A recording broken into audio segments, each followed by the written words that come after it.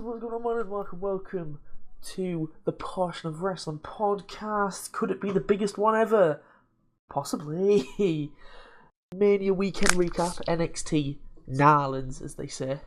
Narlands, down with the kids, me fam. And Mania 34. We're going to run down the entire thing. Oh my lord. Strap yourselves in. But I can't do it by myself. I am joined by the Devon to my Bubba. It is Hancha. Okay. Both Hall of Famers. We made it. Boy. I suppose so. Was the Hall of Fame any good? I assume you watched it. No. I didn't watch it. Oh, okay. Apparently it went on for far too long. Like Mania. Yeah. Unlike NXT, I could watch a lot more of that. Yeah. Especially that main. Oh my lord. I actually almost forgot about NXT, I'm not gonna lie. I forgot we're doing that as well. I barely remember what happened. How could you forget? It was so... Because I was... when I woke so up on long Sunday, ago. I was so focused on watching the UFC event that I completely forgot about NXT. And I kind of just sped rushed through NXT and didn't really pay that much attention. I did the opposite. I was so focused on NXT, I forgot about UFC. And skipped through the UFC. Damn. Can we just talk about Khabib? Yeah, you missed a pretty good show. From top to bottom, it was pretty good. Khabib is just a bear. He is, but that was people are trashing that performance. It wasn't bad or anything, but people are saying, "Oh, look, Conor would knock him easily." After that, I was like, yeah, but if Khabib wanted to take Conor to the floor, Conor is going to the floor. Yeah, that's the thing. I mean, on the feet, obviously, Khabib can't strike with Conor, but it wouldn't be a match on the feet. I mean, Iaquinta, they did do a round on the feet. Khabib didn't go for a shoot, and Iaquinta got him. Yeah. But then he just went, you know what? You got the ground, mate. So simple as that. Like, Iaquinta's actually a wrestler, and if he can't stop Khabib taking him down, Conor's got no chance. I think I called two takedowns out of like 10 or 12 that Khabib didn't get. Mental. Yeah. I think it was like he was 10 of 16 in the end. I think he actually. Scary guy. Yeah. Scary man. He's a monster. I believe it. I could have him. Because what I'll do, I won't let him take me down. It's easy. Right. It's easy. Yeah. It's easy. Grab a baseball bat, come at me. Well, that would work. Grab a railing, chuck it. Yeah. As you do. Yeah. Anyway, let's get on to Narlands. Chronological order, of course, that's where we roll. Should really put Mania on first and then NXT. NXT is the main event. So Narlands started off with the 6-man ladder match for the first ever North American title, or the new North American title. Velveteen Dream. Accept him, Hancha. No. Why won't you accept him as a boy? He is just a lad. He had neon trousers on. They lit up when he made his entrance. Wait a minute, what? Oh. He's just... Oh, what a guy. Morinala also. Velveteen Dream has really proven that he's tough enough. Hey up, I see what you did there. Yeah. What a guy. But obviously Ricochet, biggest pop of the match. And then Velveteen Dream in second place. I legit can't... Who won again? I can't remember who won. Adam. Yeah, I just remember that, yeah. Shock to me. He shocked the system. I remember in the preview you said the one guy's got no chance, Adam Cole. I genuinely said that. I said the least favourite is Adam Cole. Yeah. He's going to defend the tag belts for a while. He won't be. Alright then. Okay then. Alright, Paul. Well, I see what you're doing. Yeah. So obviously, Triple H watches. Yep. He's just like, he's obviously a Hancha mark. So. I mean, I guess. It's just disgusting, really. Can't have this type of favoritism. I mean, you'd think he'd like you, considering I usually just bury him when we talk about Triple H. So do I. I always say he's not good. I'm always like, he's decent, but he's not Shawn Michaels. I always say that. Yeah. Shawn Michaels' bitch back in the day. That's what he was. He used to carry his bags. That was his job. Stephanie's bitch now. Yeah. Well, Ronda's bitch now. this is true. You big nose fuck. That's true. No, he doesn't like me. That's why I keep losing. But Ricochet, first offensive maneuver in the WWE was a triangle dive, which As you do. he's just As you great. Dane hit a suicide dive as well. Scary, how quick he is. Yeah, he's a big guy. You know, we always say Luke Harper's impressive. Oh yeah. Dane takes that. He has no right to do. Yeah, true. True. Everyone brawled in the ring. Lars Sullivan came up with a ladder, just lobbed it at everyone. Great spot. Do you like Lars Sullivan? He's a hit and miss. Yeah, I agree. Like, I'm very he's not overly impressive, but he's not complete trash. It's like, Yeah. It's whatever. There was a moment where Killian Dane pushed the ladder over, and the ladder was about 2-3 centimeters away from Lars Sullivan's face. Could have been brutal. Then couple of ladder spots, obviously. People have to go through ladders. It's the way the world works. Naturally, yeah. I've lost my place. Oh yeah, EC3 and Adam Cole teamed up for a bit. EC3 did Adam Cole's taunt, but he screamed EC3 baby. Yeah. And Adam Cole wasn't too happy. No. He basically AA'd EC on the ladder and then screamed, "That's mine." Just a bastard. Super kick party for Adam Cole. They don't say that because I don't think they're allowed. But you know, Mauro tries to get it in there. He does the "ain't no party like a super kick party." It's just come on now. We know what you're trying to do. Yeah. Velveteen Dream went for elbow drops on everyone. Before finishing off with an elbow drop from the top of a ladder onto Big Sullivan. I love him. Oh, he should have won. Crazy for taking that as well. Could have killed him. Velveteen Dream should have won. Hell no. Yep. So Velveteen Dream is better than Adam Cole, yeah? I thought Adam Cole would have been defending the belts, the tag belts. Well, yeah, I suppose. I'd be fine with that. I'd be fine with him defending the tag belts and not Roddy Strong. I'm still. Oh, spoilers there. But... Oh, come on. It's been, what, 2 days now? If you haven't watched NXT, you're not a wrestling fan. Let's just throw that out there. Whoa, he said that, not me. I did say that. If you've at least not watched the main event of NXT, I will stand by that. Well, you are a twat. His words, not mine. Yeah. Hancha's words, not mine. Did you hear that? Jesus Christ. No. Edit that in post.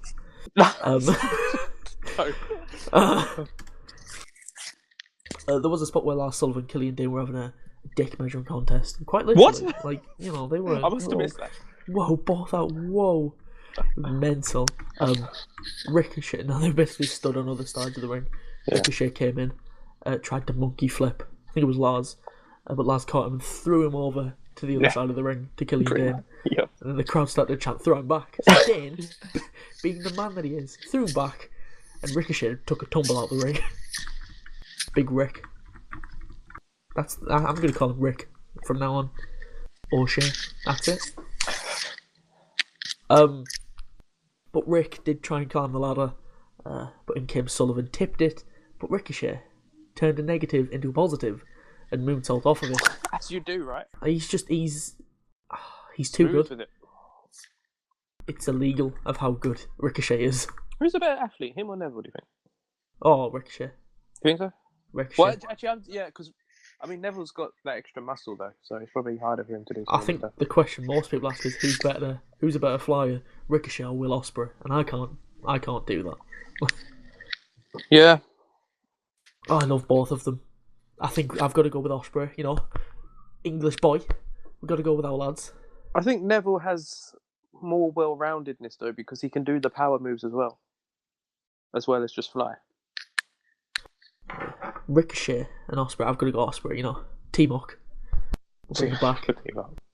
But then Neville's my northeast boy. Yeah, that's true. That's true.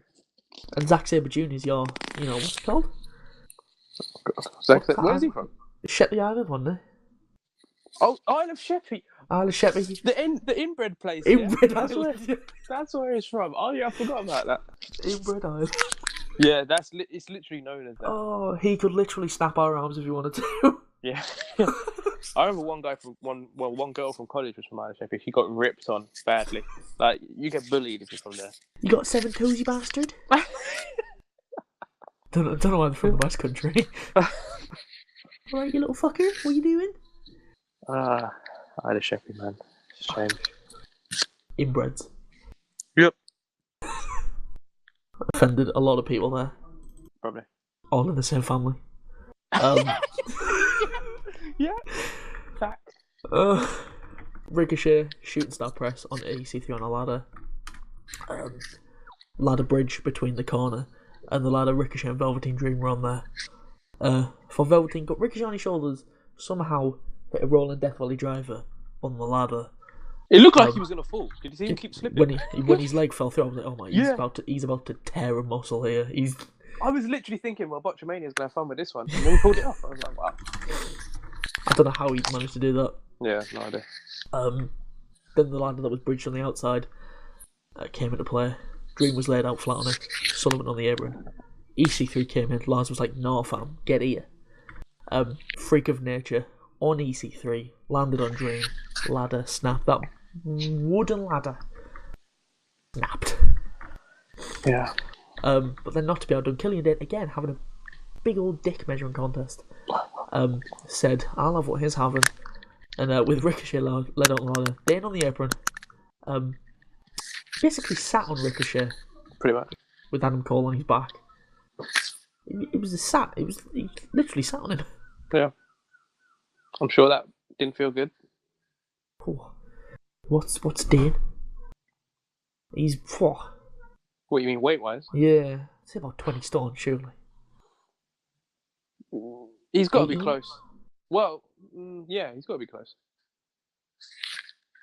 Probably like... He's probably like 300 pounds, honestly. Or yeah. Close, at least. Because I don't know how tall he is. He's probably about 6'3", isn't he? 6'2"? I think he's quite tall. Yeah. Maybe 6? Yeah, I'd say about 6'3". Yeah, so yeah, he probably is about 300 pounds, which is mad. Mental. That's a heavy man. I could fight him. Probably. I'd win. Sullivan climbed the ladder very gingerly.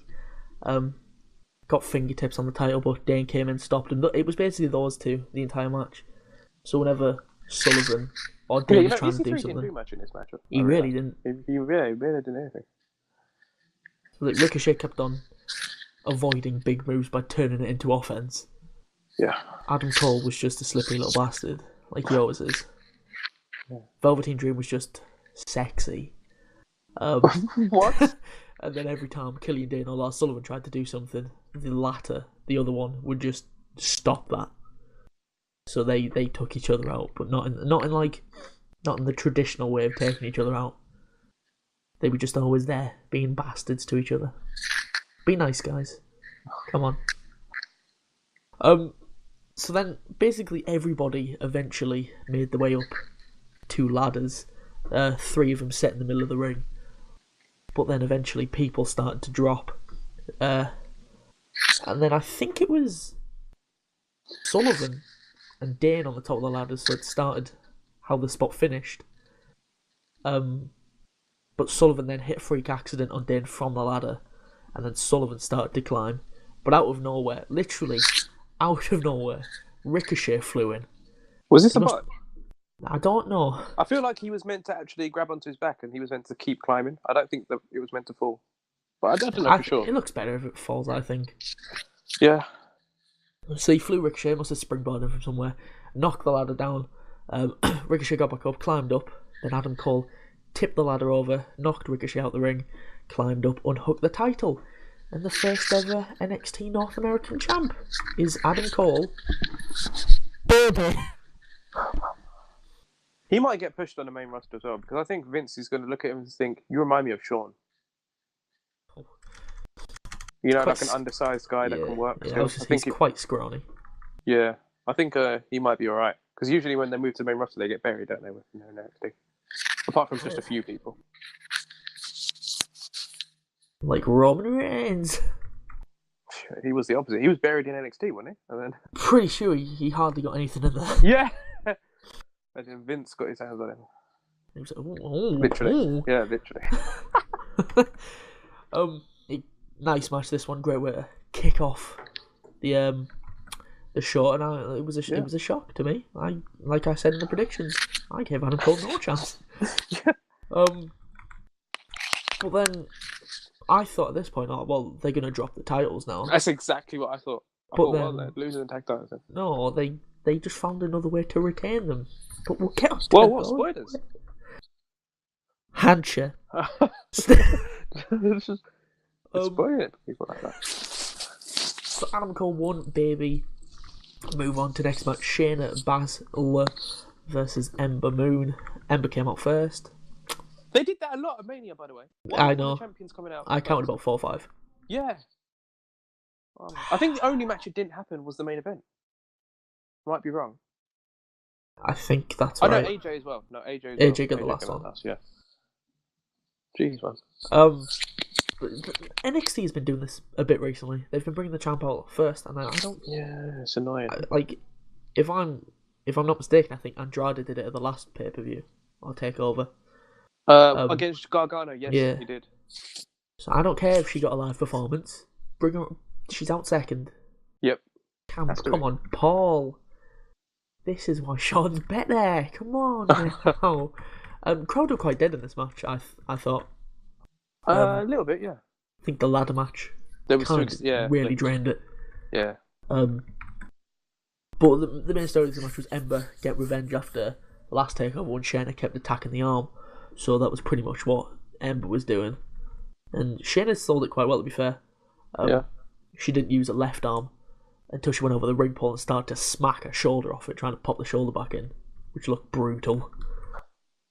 There was a decent spot when Shayna was on the outside. Ember flew off top rope, did hit Eclipse on the outside of the ring, but it's on the outside. What's she gonna do there? She can't pin there. It's basic wrestling, that. This is the false count anywhere, Ember. You silly goose.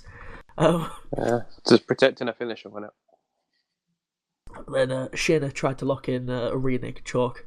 Ember grabbed that arm again and just pulled it. Forced the break, but then she transitioned into a triangle choke, and then Ember lifted her up and powerbombed her, forcing the release from that one. Then went to the top rope, looking for the second Eclipse. Shayna somehow caught it, rear naked choke, and something that I don't see a lot of people praising, or at least I don't where I've been looking, because she was still selling the left arm. You know how you do a naked choke or just a bear hug or whatever. You grip your hands to get the most effect. She couldn't do that, so what she did was she grabbed the right arm and she grabbed locks of her hair to lock it, which was great. I didn't even clock that. Yeah, she grabbed the hair so because she couldn't lock the arms. Makes sense. Great selling that. But yet again, I feel like the last time I said this, she was in this for far too long. Yeah. She was in this for about 5 minutes, and I'm not making that up. And but what I did like was Ember Moon passed out, so Shayna did win by TKO. That'll be submission, won't it? Yeah. She did win the title. I don't know why, but I was kind of a bit disappointed in terms of I was like, damn, I didn't realise how much I liked Ember Moon, because I was like, I wanted her to win. Yeah, it was a pretty average match, I think. Because the crowd were pretty dead, that didn't really help matters. Shayna's selling of the arm was great, especially the ending. But again, Ember lasted too long in the submission hold. Yes, agree. Which I'll be saying that more when we talk about another former MMA fighter. Oh God, bro, there's so much to say about that, but I don't even want to think about it. There's so much wrong with that match. I don't know where to begin. And then Shayna went out the ring, celebrated with a gal. I was about to say boy, but with a boy. I've said it. Jesus Christ. Well, there you go. Yep. Ronda and another member of the Four Horsewomen that I don't know. Yeah. I mean, wrestling's always been unrealistic with submissions, though, isn't it? Because think about it, they do a chin lock and they're like, they fall asleep and they wake back up suddenly. Like, They grab the that's arm not and how it works. magically the Yeah. arm drops once, the arm drops twice. Yeah. He's about to die. The arm drops a millimetre off the ground. Oh, he's caught it! He's hulking Yeah. up. Like, it doesn't work like that. Mental. But, okay. So Shayna Baszler won, and then between the next matches, there was a backstage segment between Adam Cole, Kyle O'Reilly, and a doctor. Didn't see this. We heard Adam Cole say, "I just went through a 6-man ladder match, but this tag title match, I don't know, man." So we were all like, "Oh, Kyle's gonna go it alone," and of course he was. Come on, now. And that match did come up next. Authors of Pain, our boys, El Idolo, wrong guy. I was about to say what? Got him. Versus Roddy Strong and your boy Pete Dunne versus the Undisputed Era, not Red Dragon, because it's not Red Dragon. It's the Undisputed Era. For the tag team titles and the Dusty Cup. Adam Cole did come out, bandaged, basically limped his way down the ring. And AOP, being the bastards that they are, went straight for Adam Cole. Good stuff. Because they are arseholes. And they dominate most of the opening of the match. Hit O'Reilly with a neckbreaker powerbomb combo that looked pretty decent. Better than their finisher. Yeah. Anything is better than that assisted clothesline. Exactly. That and a clothesline where you can't even put your all into it. If you put your all into it, you're gonna smash your partner in the face. Yeah, exactly. It's a neckbreaker Russian leg sweep combo. It's dire. But I can't wait for them to debut tonight on Raw and win those tag team titles. You heard it here first. From who? What, from Braun. Spoilers. Oh yeah, my bad. And you know that kid. Oh my. Whoa. You really think that's happening? Surely. I hope it does, but it's got to happen. Surely. It should, but I don't know. I mean, you know, Braun's partner is a child, but we'll get onto that later. AOP set up a table, double powerbomb Adam Cole through the table, so that was his way out of the match. Like, that was in done. Yeah. Lovely spot where one of the Authors of Pain was in a triangle choke by Roderick, but then the other Authors of Pain, somebody was in a triangle choke from Roderick Strong. I think it was O'Reilly. Yeah, it would have been O'Reilly. I was going to say, it could have been Pete Dunne. No, it was O'Reilly. Pete Dunne. And then I think the other Author of Pain came in to break it up, but he picked the leg, and somehow, so he was in a triangle choke on O'Reilly, and also had one of the Authors of Pain in a leg lock. I was looking at it going, how is that happening then? Yeah. But then the other Authors of Pain just powerbombed Pete Dunne and just broke it up. And also, for the first 10 minutes of the match, there were no tags. People just coming in and out as they pleased. But then the Authors of Pain were like, "Yo, now we'll tag. We got this." So that's what I was thinking. I was like, "Oh, it must be a tornado tag. Everybody in the ring." No, what's the point? Pretty solid match though. I was pretty much enjoying this match, but the ending, one, annoyed me at first, then two, I actually like it. Confused me at first as well. But then as the ending played out and I realised what they were doing, I was like, now I get you. It took me a second to notice. I was like, oh, that's his partner, isn't it? Exactly. That's what I was like. I was like, Roderick Strong coming in. Oh, he's broke it up. Then I was like, hang on, they're teaming. Yeah. I didn't really clock at first. Because they're not partners. They've just been through together. So you're just like, oh, he's broken up. He's gonna. Oh, hang on. What's going on here? So Pete Dunne hit the bitter end on Kyle.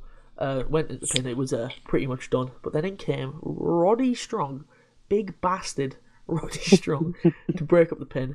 Hit Dunne with the end of Heartache. I think that's what it's called. Pretty nice finisher. Then put O'Reilly on top of Dunne, and the ref counted the 3. So the Undisputed Era plus Roddy Strong are still the tag team champs by pinning Roderick and Pete. The crowd was loving the heel turn as well. Apparently, I've been. My feelings, they're not they're not secret of how I feel about Roddy Strong. Oh, But a lot of people said he is a much better heel. So yeah, probably. I mean, he wasn't that great as a face, so well. he was shite as a face. Let's be honest. I wouldn't go that far. Let's be honest. He's not Roman Reigns. Good in the ring. Great in the ring. Well, he's already better than Reigns then, because he's beginning in the ring. Great in the ring. Bland as fuck. Yeah, but that's like 99% of the roster these days. Who has a great personality these days on the roster? Let's be honest. Miz. Yeah, I agree. Velveteen Dream. You have to admit, don't even dare. He's not that charismatic. He's not. Are you done? No, he's really not. First but okay, let's just pretend I give you him then, yeah? You can say him. I'd say Bray. Bray, yeah. But Kevin Owens. Yeah, I'll give you Owens. Brian? Is it Brian? He's borderline, yeah. He doesn't really have to be charismatic though. That's true. He's not bad at it. He could kick a dog and he'd still get absolutely mental. I mean, for example, Finn is over and he's bland. He's bland Very as fuck. bland. Yep. Yeah, but I mean, it works for him. He's over, I guess. Oh, Orton's so bland. Cena is try hard. Cena shouts a lot and thinks that makes him charismatic. Yeah. Taker. Taker's bland. He's never been a good promo. No, he's never been a good promo. Don't pretend he has. He doesn't have to talk though. That's the thing about him. Yeah, that's fine because he doesn't. Yeah, he doesn't need to. His gimmick doesn't need him to talk. Oh, I popped when Taker came out, despite the fact that I knew it was going to happen. We all knew it was going to bloody happen. I was annoyed because I was like, "Can we hurry up with this?" And then I know the guy takes 20 minutes to get to the ring. I was genuinely. His entrance was longer than the match. It seemed like it.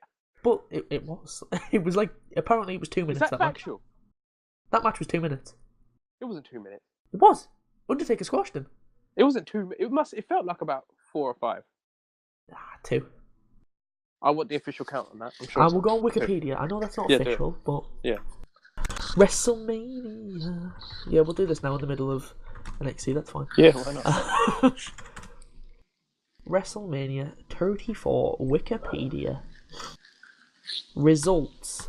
Washington. Undertaker defeated John Cena in a singles match, and the time on Wikipedia says 2 minutes 45 seconds. Oh wow! Okay. It was a squash. What spoilers? Spoilers! Whoa! I will fight you.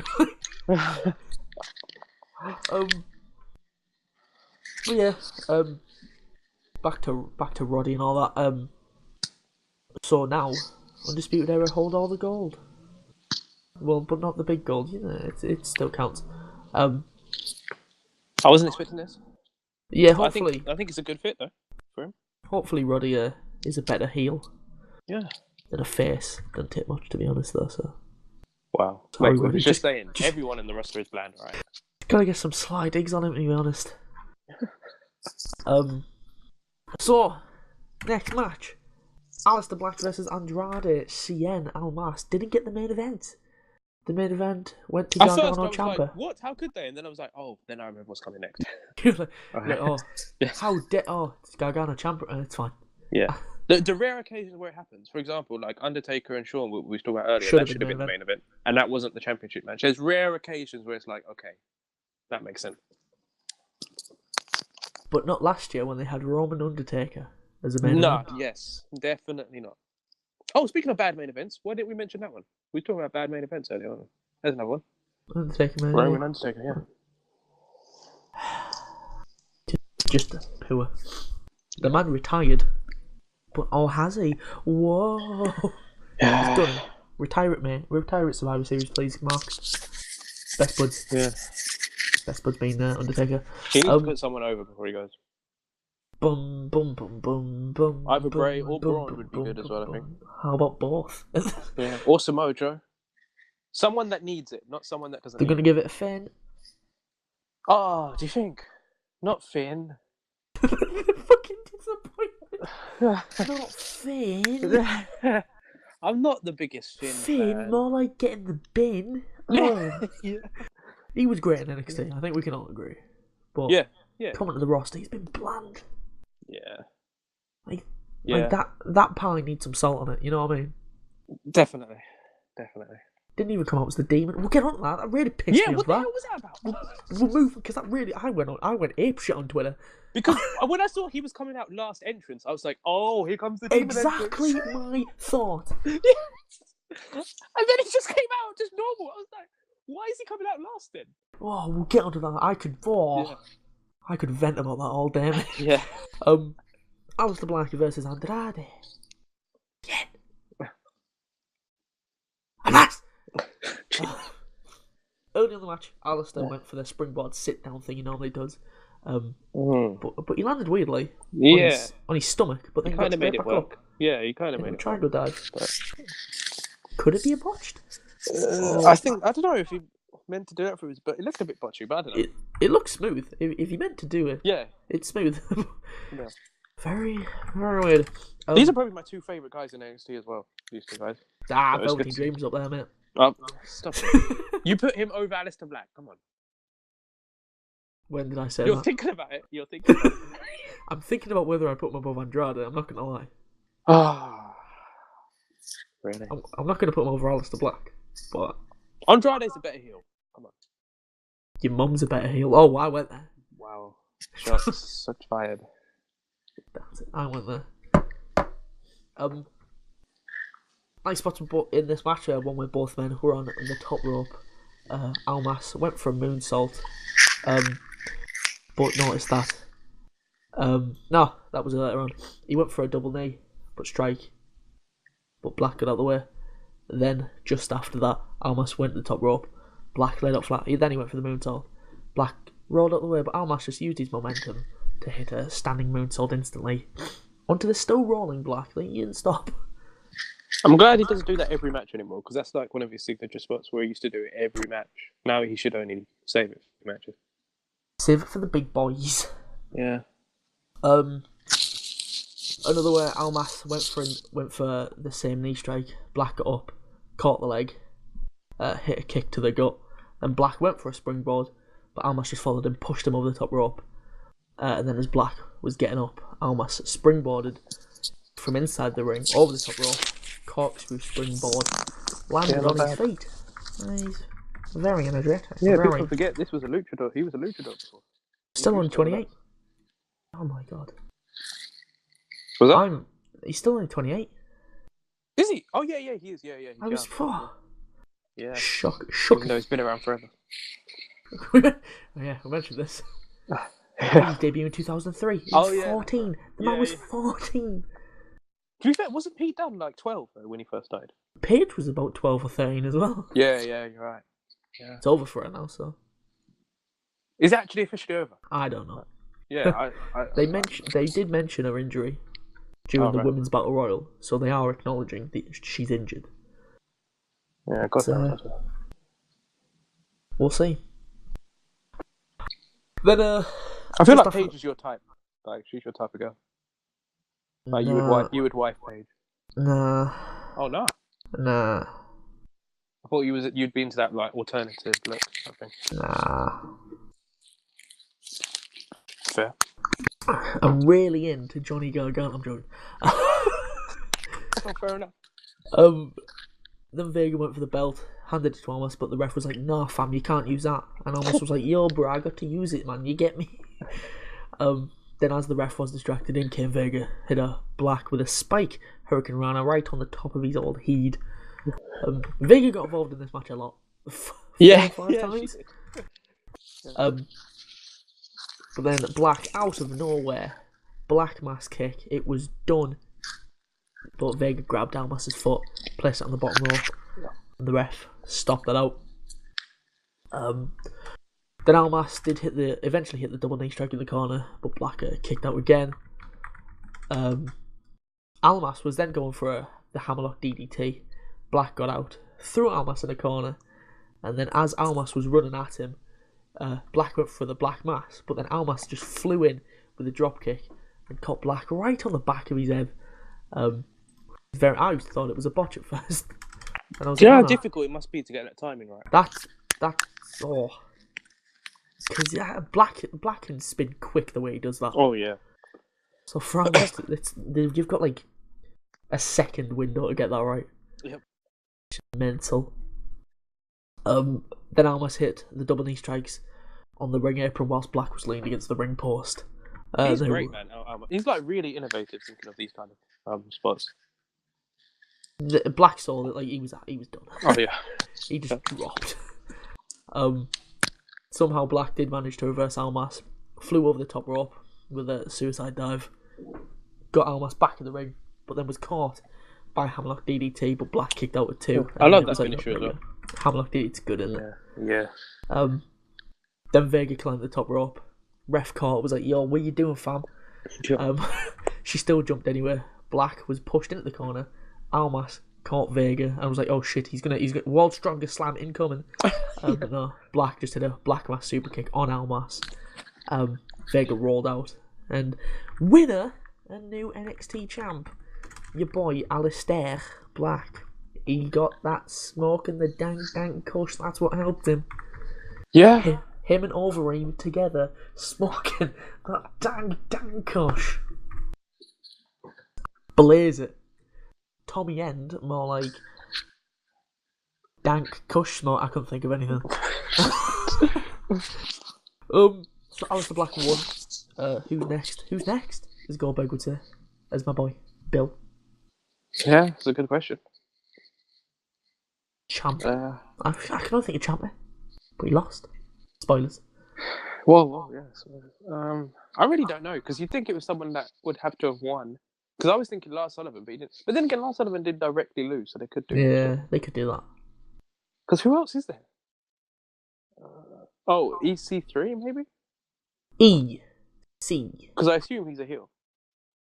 Yeah, he's a bit of a dickhead. Yeah. Really, his thing. Yeah. I have no idea. Interesting. We'll see. Unless Almas sticks around for a bit. I'm worried about him going to the main roster. Vince isn't going to like him. They won't use him right in the main roster. Mexican, innit? Yeah, and he's short. He doesn't speak great English. He barely speaks English at all. Leave him in Spanish. It's so much better. Yeah. Like, Asuka's promos when she speaks Japanese. Oh, yeah. Intimidating. Exactly, because you have no idea what she's saying. Yeah, well, she says that. I'm like, whoa. God, don't hurt me, please. Yeah. I just feel like Vince isn't going to like him at all. I'm worried for him on the main roster. We'll see. So Alistair Black won that. And move on to the main event of NXT. Narland. Thomas or Ciampa versus Johnny Gargano. Oh my word. I think the storytelling, mate. This is the purest wrestling match in a long time. It's classic good guy versus bad guy, and everybody wanted to see the bad guy lose. Yeah. Which is something that wrestling's based off. It's built off that, but you don't really get that anymore.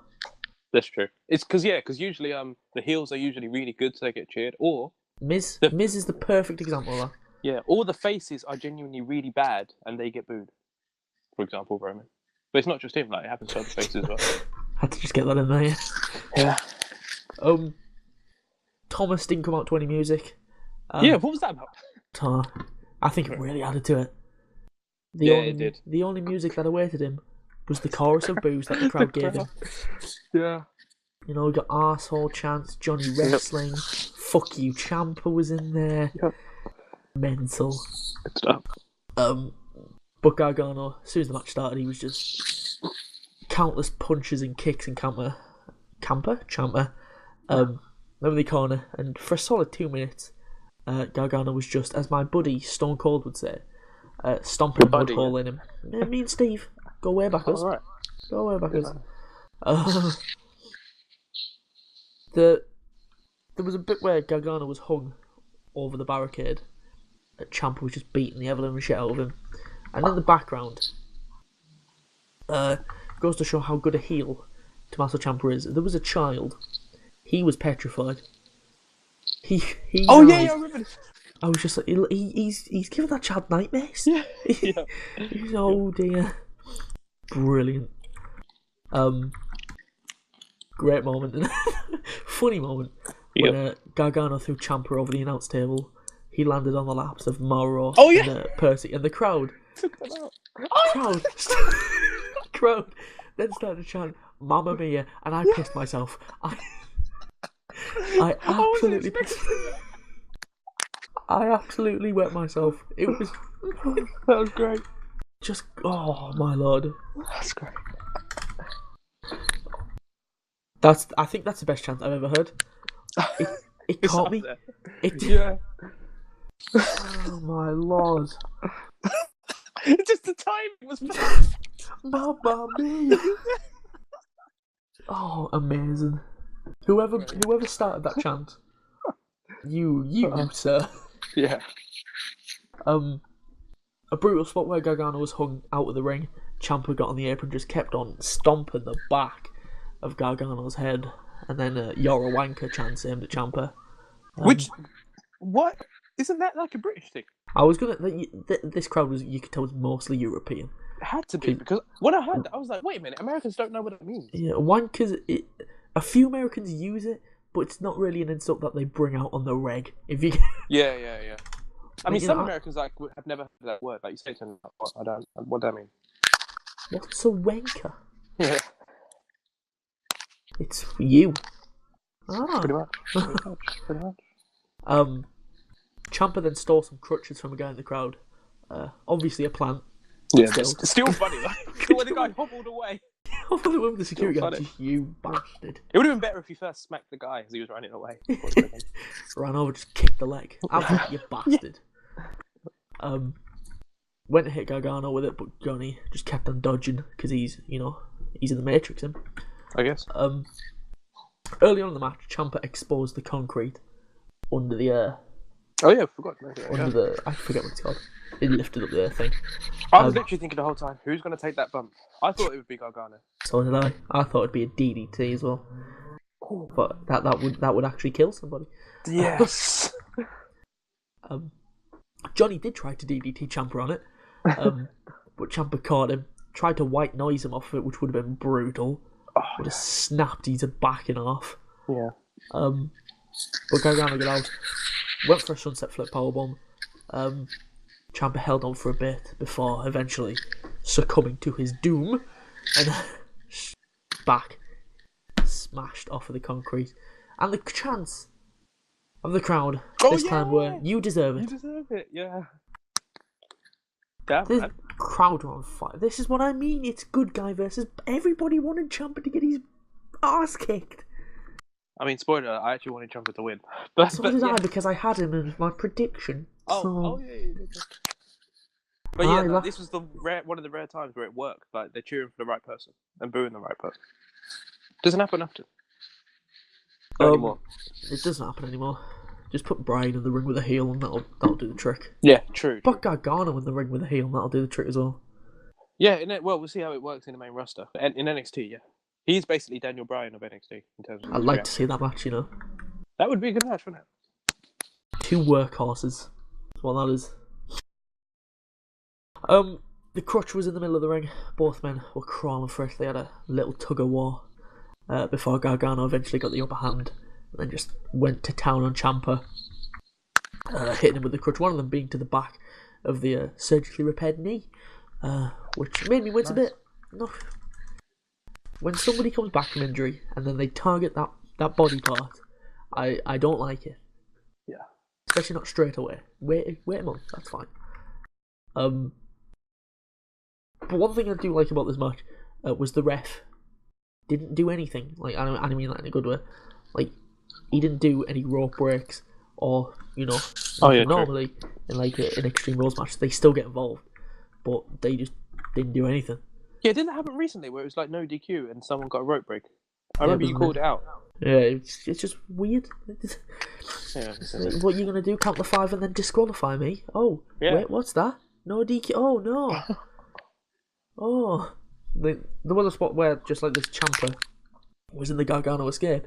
He reached for the ropes. He did grab it, but the ref was shouting, "I can't break it." Yep. There's no rope break, which is great. But Gargano still kicked the hand of Ciampa off the rope and rolled in the back of the ring, which it annoys me. But I was like, he's used to rope breaks and stuff, but it's fine. Yeah, I mean, maybe also Ciampa could have pulled himself under the ring. Yeah, with the rope, you could say that to get out. Just at least the ref didn't call the rope break. Yeah. But Ciampa did eventually get out of it by poking at the eye of Gargano. And Mauro on commentary, Mauro then called Ciampa a sick son of a bitch. Yeah. Which added to it. I was like, you can't say that.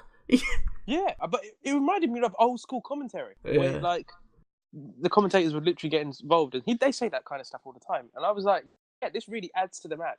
It really makes Ciampa seem like a really despicable guy. Like, even the commentator had to say it. Vince was good on commentary when he was back. Before he was... Oh, yeah. Before he was out as the owner. He got into it. Yeah, oh yeah, definitely. You know, I feel that's why it might have been better back then, because the boss was right there. So... True. If you did something wrong, he saw. He sees now, but you know he's back then. It's on delay. He can hide it. Yeah, it's true. It's true. But Mauro called him a sick son of a bitch. Really? I was shocked. Yeah, same. Same. Can't say that. I was like, I wonder if he's going to be okay with that because it added to it, or if he's still going to be upset. Probably. I don't know. I reckon Paulo, Big Paul, would have been like, yo. Oh yeah, of course, NXT Triple H, right, man. Well, I hope. They'll still answer to Vince. They'll want that. Yeah. Vince doesn't watch NXT. Well. That was actually proven, though. I think Triple H confirmed in an interview that he sometimes puts it on in the background when he's doing something, but otherwise he doesn't watch. I was like, that's your company. How do you company? That's the best thing you put on a weekly basis. Yep. I think that's why he buries so many of the good talent. He probably never saw them in NXT. Never saw how good they were. He probably just like sick of this. Yeah. Sick of this. People always saying, oh, NXT's better. Oh, this NXT's better. Look, he can't hack it on the main roster, the bastard. Yep. Both of them were exchanging blows before Ciampa decided he had enough. Boot with Gargano and the Plums.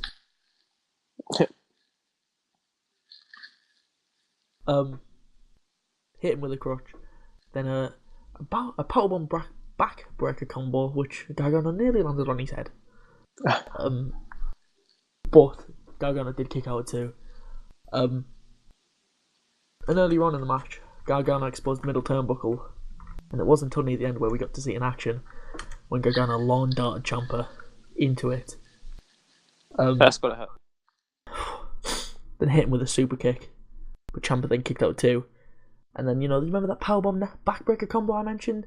Yeah, Ciampa hit that again, but this time from the top rope. But Gargano kicked out too. And then Ciampa took the knee brace off of the knee, went to the corner, then took off the knee pads, went for the bare knee, went to hit Gargano with the knee to the face, but Gargano grabbed the knee brace, smacked Ciampa in the knee with it. Then some great storytelling. Oh my word, what is this? Yep. Grabbed the crutch again, snapped it in half, went to hit Ciampa, but hesitated, obviously remembering, this is my best friend. Yep. Many years. Second thought, Ciampa's selling Ciampa's face. Yeah. He was petrified. They also brought up the Cruiserweight Classic because remember the match in the Cruiserweight Classic? Ciampa literally did this. He was about, I can't remember what it was. He had a move that he had something. Yeah, he was about to finish it, and he just stopped and he waited, and that's what cost him the match. And they did the same thing with Gargano this time. I was like, mate, it's come full circle. Crazy. The crowd were telling him to do it. Ciampa had a look of his face of acceptance that he was about to get it. Yeah. Then Gargano threw the crutch down, kneeled down as if to talk to him, and again in the Cruiserweight Classic, they both sat in the middle of the ring after the match. Yeah. And they were going to do that again. But Ciampa grabbed the knee brace, the sneaky bastard. Why are you going to pull my heartstrings, Ciampa? Went to hit Gargano with it. Gargano was like, nah, Grabbed him in a Gargano escape, but then switches to a submission that I don't know the name of. It was basically an STF that Cena does, but better. Because he actually trapped the injured leg, basically sat on it, then with the knee brace put that across the face, pulled back, and Ciampa tapped immediately. Yep. So Gargano wins to the biggest pop of the night. Gargano, one of, if not the most over guy in NXT, definitely the most over, I'd say. NXT, yeah. If not the company. You can't say that because main roster crowds are weird and different. Yeah. Don't forget how many people were over and crossed over and just been like, meh.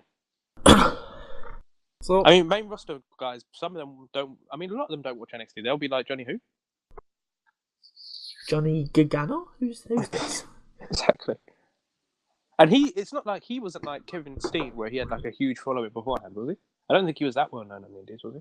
I think he was. Somewhat. I think he was popular, but he wasn't not. Yeah, he was not Kevin Steen or AJ Styles. Yeah, exactly. But 2 takeovers in a row now. Gargano's had match of the night. Yeah. Another match of the year candidate, I'd say. Yeah, I mean, I prefer the match with Andrade, but this was still obviously. I think that was a better wrestling match. This is the best story match. Yeah. I agree with that. I don't really care what happens next, but I'm still quite shocked that Gargano won. I thought it was off to main. Still could. Oh really? I thought I assumed the story they just finish it here. What I would like to see is both of them get called up. One go to Raw, one go to SmackDown. Keep them apart. Next year's Mania, cross-brand match. Bosh. It's not a bad idea. Just they don't touch each other until then. Keep them apart. Makes sense. It's like Kevin and Sammy when everyone was like, "Oh, I can't wait for this Mania match." That never happened. Everyone was like, yeah, I can't wait. But then every week, match. What's the point? True.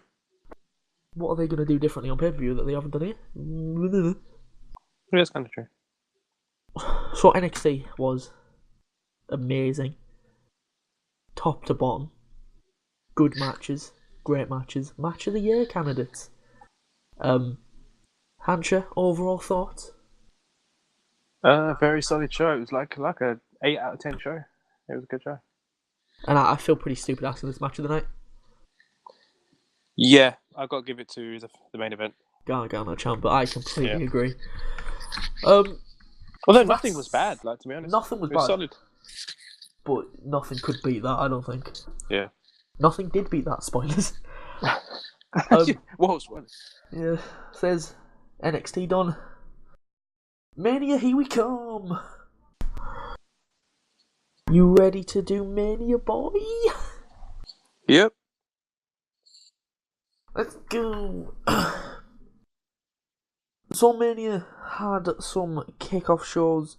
Kickoff shows? It only had one kickoff show. But had some matches on the kickoff show. The armbar kicked it off. Guess who won? Say that again. The armbar kicked off. What's happened? The armbar kicked off. Andre the Giant Memorial Battle Royal. Oh. I assume you didn't watch this. No, I didn't watch any of that. No NXT guys were in there. Oh, Absolutely none, which means my prediction was out of the window from the get-go. Matt Hardy screamed, "Who are you?" at Ty Dillinger. Just goes to show how good his main roster run has been. That was probably a genuine question. Matt Hardy. Wow. Probably a genuine question by him, to be fair. Yeah, probably. But Bray Wyatt showed up. What? Near the end of the match. Why? Saved Who won? Matt Hardy. Saved Matt Hardy. Saved Matt Hardy. They have now aligned. Wait. I'll let you go. Threw Mojo into Matt. Matt lobbed Mojo over the top rope. Corbin hit an end of days on Wyatt. Went for Matt, but Hardy threw Corbin over the top. And then I thought, oh, Wyatt and Hardy, there's the final two. But no, the bell rung because Wyatt wasn't technically in the match. So the winner of the 2018 Andre the Giant Memorial Battle Royal was Matt Hardy. I never would have picked him. Matt Hardy. I never would have predicted him. Matt Hardy, and then Wyatt and Hardy celebrated. So they've. Are you serious? Yeah.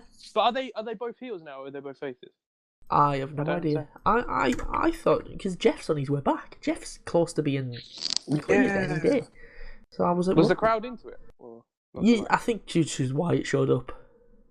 Because we didn't really expect him on the card. Yeah. Apart from the mystery partner for Braun, but yeah. So it's just going to see him. It's just a shame that it's on the pre-show. Yeah, what a shame, man. Because I would never have known about that otherwise. Yeah. Man still hasn't won at Mania. That's trash, man. Whereas this 10-year-old child... Oh, God. Harper, Rowan, and Strowman all have Mania wins before Wyatt. Wow! Let that sink in. If you had told me that was going to happen 3 years ago, I'd have thought you were crazy. And all three of them got it on the same show. That's Mental. crazy. And Bray, he's Exactly. he's Leader, probably supposed. yeah, exactly. Rowan's got a better Mania record than Bray Wyatt. He's 1-1 Yeah, well, after that Rock, but we don't talk about the Rock debacle. Yeah. Wow. And Bray has the most potential out of all of them. Yep. Shame. Not anymore. Damn shame. Not anymore. That goes to Braun. Nah, screw that. Braun! Bray's better overall. Yeah. So Matt Hardy won the armbar. You know, that thing that really propels careers. Yeah, let's give it to a 40-year-old. Hang on. Next, we had Cedric Alexander versus Mustafa Ali for the vacant cruiserweight title. I'd just like to point out, for the pre-show, I got the order spot on in the predictions, so I like to just take a little bow, and I will award myself 10 extra points for doing so. No way. No way. Pretty solid match, this one, and most of the match was just ruined I by assume the it was commentators. Just shouting out, it's the heart versus soul of 205, it's just get out. And those two kept on screaming at it as well. Who were the commentators? Is it Nigel it was Nigel McGuinness and... Corey Graham? No, it's some other guy. Oh. That I can't remember the name of. Luckily, I'm still on the WrestleMania 34.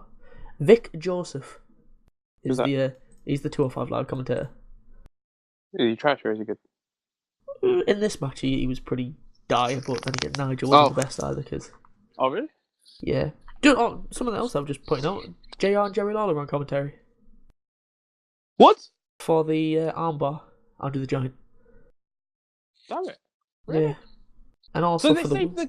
Well, I'm not going to call Jerry Lawler exactly a great commentator, but they saved Jim Ross, JR for the pre-show. The best commentator of all time, it's fair to say. Yeah. But why is he not on the main show? Don't know. They normally put him on the main show as well. But I have to sit there and listen to Byron Saxton and Michael Cole. Can we just give a round of applause for Corey Graves, who commentated 7 hours? Yeah. Because he's on both Raw and SmackDown. I feel sorry for him having to sit through that show. Mental. Yeah. And then Beth Phoenix and Paige are also on commentary for the Women's Battle Royal. So. Paige as well? Yeah. That's where they... Remember earlier when I said they mentioned Paige's injury, that's when Michael Cole brought it up. So yeah, Cedric and Mustafa Ali. The ending was pretty decent. Mustafa Ali just refusing to stay down, following some spinning back fist from Cedric. But after the third one he did, Cedric picked him up, lumbar check, and finally... Cedric Alexander has the belt. Everything is right with the world. Now hopefully, because I didn't realise this, but they didn't put the cruiserweights on Raw, like, for a while after the whole Enzo thing. Was it? But they've started to put them back on now. So, Cedric, just go for the Universal title, man. Whoa. Actually, I wouldn't be mad. Get his ass kicked, but... Yeah. So Cedric won that finally. And the Women's Battle Royal. Becky Lynch got the first entrance, and then literally everyone else in the match, apart from Sasha and Bayley, got a jobber entrance. It was weird, because normally, they do he's the bunch of people, and then he's the odd few that we want to give special. But this, no. It was Becky out first, then the bunch of people that they don't care about, then Bayley, then Sasha. It was weird. Interesting. There were some NXT peeps in this match, unlike the... don't know why I said peeps. Don't think I've ever said peeps in all my life. Yeah. Ooh, I'm interested to see. So you had Kairi Sane. That Indian lass from the American Classic. Can't remember her name. That Indian lass? I can't remember her name. Like, she's quite tall. I don't know. Can't remember her name. Bianca Belair was in there. I do like Bianca Belair. I thought she was injured. Nah. I swear she was injured. No. And only like a couple weeks ago. I don't know. I really like Bianca Belair. She's good, isn't she? Didn't realise how old she was. Oh, how old is she? Guess. 33? 29. Oh. I thought she was younger. I thought you were saying that as in like, I didn't realise she was that old. Yeah, I did. I didn't realise she was that old. Well, fair enough. I did not realise she was 29. I I believe would she's have 23. she's married to one of the Montez Ford. Yeah. And she's only been wrestling for about a year. Really? Wow. Yep. Pretty good progress. Mental for a year. I like it when she smacks them with her hair. The sound of it. Yeah. Sounds like she's killing them. But then the commentators go, no, that's a foreign weapon. It's just, it grows out of your head. Yeah, exactly. Come on. It's body hair. Yeah, what are you on about? Oh. So, you had Bianca Belair in there. Dakota Kai is in there. Kai Conti, that Brazilian jiu-jitsu. One of the kick. You know the one. Judo. One of them. I think it's judo. And Peyton Royce. No Billy Kay. Only Peyton. No, she's the better one, I would say. In what way? Every way. She's better than the other. So there were moments early in the match when all the women threw Dana Brooke out, and then Carmella got eliminated pretty much instantly. So we were like, yo, it's happening. Spoilers. Didn't. And then they tried to do the same with Kyrie, but the other NXT women in the match teamed up and they protected her. And that was most of the match, NXT versus main roster. But, as we were saying earlier, Vince was just like, fuck this. And pretty much all the NXT women got eliminated. Really? Yeah. Damn. And then we ended up with like a Riot Squad, all three members. So the Riot Squad, Sasha and Bayley, but Sasha and Bayley teamed up to take out the Riot Squad. And then we were left with Sasha and Bayley as the final two. Or so we thought. What's going to happen? I'm confused. Exactly. I'm not going to lie, when Bayley quickly grabbed Sasha and threw her out, I thought, that's it, my night's done. I've lost predictions on the pre-show already. So, because if that would have happened, you would have got 2 points, and I would have been behind by 4 points. I'm so lost then. Here we go. So, everyone was celebrating, Bayley's won. Naomi gets back in the ring, and apparently Naomi was never eliminated. The cameras did not show. The cameras on the pre-show in this Battle Royal were atrocious. So many missed eliminations. They kept on cutting to Cena because he was in the crowd. I assume you saw some of that. Yeah. We missed Kairi Sane elimination because it was on ad break. Yes, ad break on the pre-show. Are you kidding me? It's Great horrible. job, guys. Kevin, nice one, mate. You buck-toothed little bastard. Naomi came back in the ring. We saw Naomi outside the ring. I think she was laid out with Becky Lynch. So we all thought, double elimination. Because we didn't see what happened to her. So if you want to play at the fact that she's not eliminated, you need to make sure that the cameras catch that she's not eliminated. Yep. Like when Rusev, remember a few years ago when everyone thought Rusev was going to win the Rumble? Yeah. Because he slipped out the ring. But the cameras caught that. And then Roman celebrated to have done it. But then we were all like, what about this man? But then he got eliminated anyway, so doesn't matter. And then The Rock came out and we all know what happened. Yeah. And then Naomi tossed Bayley out the ring, and I've never celebrated a Naomi win as hard as I did. I'm still in it! Get it! So Naomi won. You were secretly happy for Naomi. Don't matter. No. Because I'm just like, yeah. But then I'm like, Bayley. Then I was like, she's been quite crap on the main roster. Naomi's been solid. And then she grabbed the fallopian tube trophy. You know, we thought, that might just be a bad Photoshop. No, that was the actual trophy. Wow. I think that's what Vince was doing. It's just female reproductive systems are funny looking, aren't they? Paul, look at this. Look there. Yeah, Vince is a weird one. You can have those as the handle. How mental is that? Oh, I think that's a good idea, that Vince. Cheers. Now bring me an NXT guy. I want to squash him. So Naomi wins the first ever Women's Battle Royal, formerly known as the Fabulous Moolah Battle Royal, but we don't talk about that anymore. And we move on to the main show. Seth Rollins versus Finn, your boy Balor, versus The Miz for the IC title. Why didn't The Miz come out last? like we said, I thought the demon was coming. That's the only reason I thought. Oh, so Finn's coming out last. He must be doing the full demon thing. And it's Mania. Why would he not? Big. Yeah. But then he just walks out as normal Finn, and it's like, why? Why is he coming out last? Makes no sense. I don't get if we expected Finn to come out and he's demon paint for the first time at Mania. I still want the champ to come out last there, but especially at Mania, but the fact that he didn't come out in the demon paint makes no sense. He came out with, he's showing all the gay pride stuff. I'm all for. I'm not bashing that, but why though? That was random, wasn't it? Yeah, what was that I'm fine with that. I'm not bashing that, but it's just come out as the demon.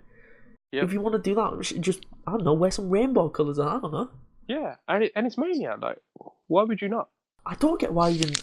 You know what I was gonna say? I don't know why he didn't black up. For some reason, I was gonna say that. For some reason, he didn't demon up. That would be great. That would be great face paint. Vincent, love that. True. It's about that's funny shit. That, but Finn, just normal Finn. For some reason. I just don't understand why he didn't come out as the Demon Finn, especially at his first Mania. Yep. And why Miz didn't come out last if it was just plain old bland Finn. Exactly. Popping the leather jacket. Look at me. Cool as fuck. Get in the bin. Finn. Finish your din. I can't think of anything else. Early suicide dive from Finn though. On both Seth and Miz on the outside. Double suicide dive from Rollins as well. Hit one on Balor. Ran across the ring. Hit another one on the Miz. And then for the match, Balor was selling a leg injury after he went for an enziguri from the ring apron to the Miz in the ring, but the Miz caught it. Dragon screwed his leg on the top of the ropes, so that looked alright. And then looked in the figure four. But in came Rollins with a frog splash to break that up. But then Miz kicked out at two of that. And it was an actual frog splash, unlike the last time. Big Michael. He gets really high with that. Some height on that. Rollins hit a buckle bomb on Finn, the exact same place outside the ring where he killed him. Pretty much killed him. I think we can all agree. Wait, he hit it? Yeah, he actually hit it. I don't remember that part. Yeah, the exact same spot as well, like right in the corner of the barricade outside the ring. Oh well. I remember him going for one and being counted. Yeah, I don't think he hit it. Yeah, well, I don't remember him. I remember him going for one and Finn counted. He jumped over his head. Well, he didn't jump at you like. Yeah. Yeah, he didn't hit one. I don't think How he did. have I got notes wrong? And I don't know. It like, what? I didn't think he did. Because that would be a risky spot to go for again. Oh well. See, he didn't do that. I lied. I'm a big teaser. I give the fans what they want. Balor and Rollins eventually back in the ring after not hitting a buckle bomb. They had a nice sequence exchanging kicks before Balor hit the old 1960, I think that's what it's called. Seth kicked out. Balor went to climb the ropes, going for a big old coup de grace. But Miz came in, knocked Balor down, was going for a superplex. But Rollins grabbed Miz, and that's where I probably got confused. He buckle bombed Miz into the other corner. Yeah. Then ran to the other corner, jumped straight up the top rope. Hit a superplex, went for a roll through Falcon Arrow. But Balor grabbed the leg, the sneaky little bastard. And Seth kicked out too anyway. Rollins pinned Balor, but he kicked out too. Arguing with the referee, that was 3. Just like, no. Fam. 2. Miz, sneaky little bastard. Sneaky boy. Hit a skull crusher finale. But Rollins kicked out. Then Miz and Balor went at it. Balor got the upper hand, went for a coup de grace. Miz got up, knocked the top rope, crotching Balor right on the penis. Then Miz climbed up. Balor went for a top rope 1916. In ran Rollins. Miz caught him, hit a bulldog from top rope, went for the pin. Balor jumped in with a coup de grace to the back of the Miz to break that up. Then a sling blade on the Miz. Drop kick into the far corner, coup de grace. Finn's going to do it, but because of the sound of the leg, he couldn't run into the pin immediately. And then in ran Rollins, curb stomp Balor onto the back of the Miz, another curb stomp onto the Miz, and picked up the win. So Seth Rollins, big burn it down boy, is now a Grand Slam champ. I was a little surprised he won. A little bit. So was I. I thought this was Balor's moment. Well. They're gonna, I thought it was like they're gonna hit the old reset switch, that'll be the word. After the first title he had was ended due to injury, I thought, they're gonna do it again. They're quite clearly high on what they were, Vince. Apparently he's not over. That's a lie. I may not like the guy. I may find he's quite bland, but he's over, pal. He is. We're alive, Vince pal. is a weirdo. Since when has not being over mattered to Vince anyway? He'll push you wherever he likes you or not. Yeah, I mean, Alberto Del Rio was the prime example. Remember when he was getting no reaction and Vince was pushing him so hard? Robert. Yeah, that's true. Last member of the Shield to do a Grand Slam. Everybody else has already done it. Oh wow, have they? Yeah. Roman did it earlier in the year when he got the... Oh, for some reason he got the IC belt, didn't he? For some reason. He beat The Miz. The Miz got it back in like 2 weeks. Dean did it a while ago. Yeah. I think Dean did it in 2016. I think Dean was the first one to do it. Wow. Which is mental. Yeah. Because Dean's just average, as we say. Dean, mediocre Ambrose. You can be trash and still be pushed, so Roman. We shouldn't be surprised. Yeah, there you go. There you go. But when I heard that stat was just like, when I heard that, Seth Rollins, all the other Shield members are Grand Slam champs, so Seth needs this one. As soon as the match started and I heard that, I was like, oh, well then. Instantly regret my decision. Yeah. But like I said, the cameras kept on cutting to Cena in the crowd, really playing off. He's a fan, but we all knew he was going to do something. That's the stupidest storyline in history. What, he couldn't get a WrestleMania match? Shut your mouth. But I do like the fact, even though he was in the crowd as a fan, his fiancée nowhere to be seen. Spend some time with your loved ones, John. True. You're always busy. I mean, sure, she's cheating on you.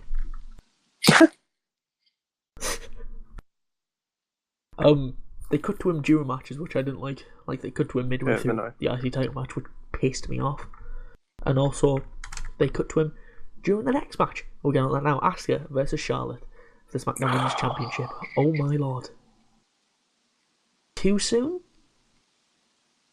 I think that's a dumb question. Too soon? Way too soon. Next Mania should have happened. Yep. Should have been Ronda, I reckon. It may not be popular, but only woman that was believable. Yep. Who cares about Asuka now, basically?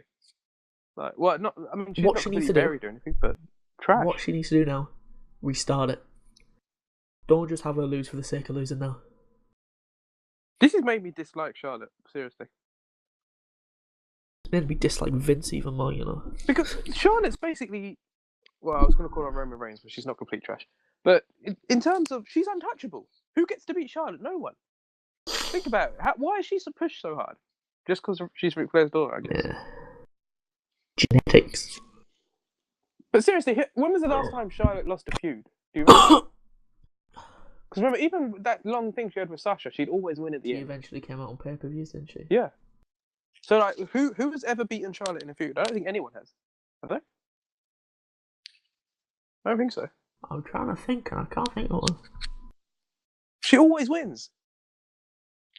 At this point, it's ridiculous. She beat Asuka. What? Far too soon. Vince is just like, oh yeah, we'll protect this streak. She's been on the main roster for 4 months. Yep. And it's done. I was legit in a bad mood after this match as well. I just didn't expect it. Like, I was trying to make notes on this match, like after it happened, and I couldn't type anything for like 5 minutes because it came out of nowhere. And she tapped. Yep. She tapped. What a joke! The one who's actually legit was she's not completely legit, but somewhat she does some training. She's the one tapping out. She's a hard ass. To Charlotte. What? Charlotte would get killed in a real fight. Oh my gosh. So we'll go through the match anyway. Charlotte came out first. Well, trust me, we will be saying this a lot. For some reason. And she did have a kind of special entrance, being escorted to the ring by Roman gladiators. Yeah. And if Triple H has taught me anything, those Roman gladiators, come 3 or 4 years, they'll be big stars. Asuka just had some special effects on the screen. That what do you think of those? Yeah, it was alright. Do you remember? Yeah, did you have like a bunch of masks or something? Yeah, a bunch of masks that, special effects, so the live audience, they can't see Yeah, because they they aren't anything. real. But the Miz I liked the Miz because big and it just kept on like flashing movie star, Hollywood sensation, but these masks, the effects just look really cheap. But they cut to the scenery in this match, like I said, in possibly the biggest women's match in Mania history, which, despite the fact that the result was a disappointment, it was probably the biggest. But a lovely spot where Charlotte went for a moonsault, Asuka caught her into a triangle choke, but Charlotte got out and turned it into a big old Boston crab and actually sat down, which we don't really see a lot these days. Yeah, like lovely move when people actually sit down on the Boston crab, because people don't. Or the sharpshooter. Natalia is the worst. Mate, that's just your girl, don't lie. No. She stands. She looks the sharpshooter and she stands up and just squat, woman, squat. Get down there. A nice move where Asuka went to the top rope, just dragging Charlotte with her. Charlotte recovered, knocked her off before he climbed up to meet her. Nearly slipped off. Yeah, that was close. Managed to hold on, but even though the ropes were shaking like hell, her trying to get a balance, and hit a Spanish fly from the top turnbuckle. I did not see that coming. Neither did I. Somebody didn't rotate quickly enough. Yeah. I think it might have been Asuka. Could have been, yeah. Bit slow getting around. Yeah. There was another Spanish fly on Mania, which is not really a WWE move. You don't really see that in WWE. Wait a minute, was it? I think it was in the Cruiserweight match. Oh, right. I don't remember. I think it was probably Cedric. Is it the dragon Spanish fly, not dragonfly? It's another animal. Charlotte then went for natural selection. Asuka reversed it into an armbar of some sort. Charlotte got out because she's best MMA / submission specialist ever. Asuka tried to lock in the Asuka lock, but couldn't. Ran the ropes. Charlotte ran the ropes as well. Hit a spear. Asuka kicked out at 2. Then Charlotte had a look of shock on her face and said, "How dare you?" Then she quickly locked in the figure 8. And after writhing in pain for about 30 seconds, Asuka tapped. And for the second time in Mania history, at this arena, a streak comes to an end. Mental. I just don't get what they were thinking. The Superdome is now going to be called the Streak Ending Dome. So I guess in their eyes, they're thinking Ronda versus Charlotte is more valuable. Because that's probably what we're going to do. Where it's going. That is where it's going. When obviously Asuka versus Ronda would have been way better in terms of just striking. At least this is someone, yeah, exactly, that you could believe might be able to win. Yeah. So I'm supposed to believe that Charlotte can be. If Charlotte beats Ronda Rousey, that's. Could you imagine? Yeah, seriously. I think they've put far too much money into Ronda to have her lose to Charlotte. Then again, Steph gave her a run for her money. Let's not forget that. Don't please. I'm not even being sarcastic. Which was a joke. The best MMA fighter in the world managed to block a couple of armbars. Crazy. Couldn't block an armbar. She couldn't, but Stephanie McMahon can. Makes sense.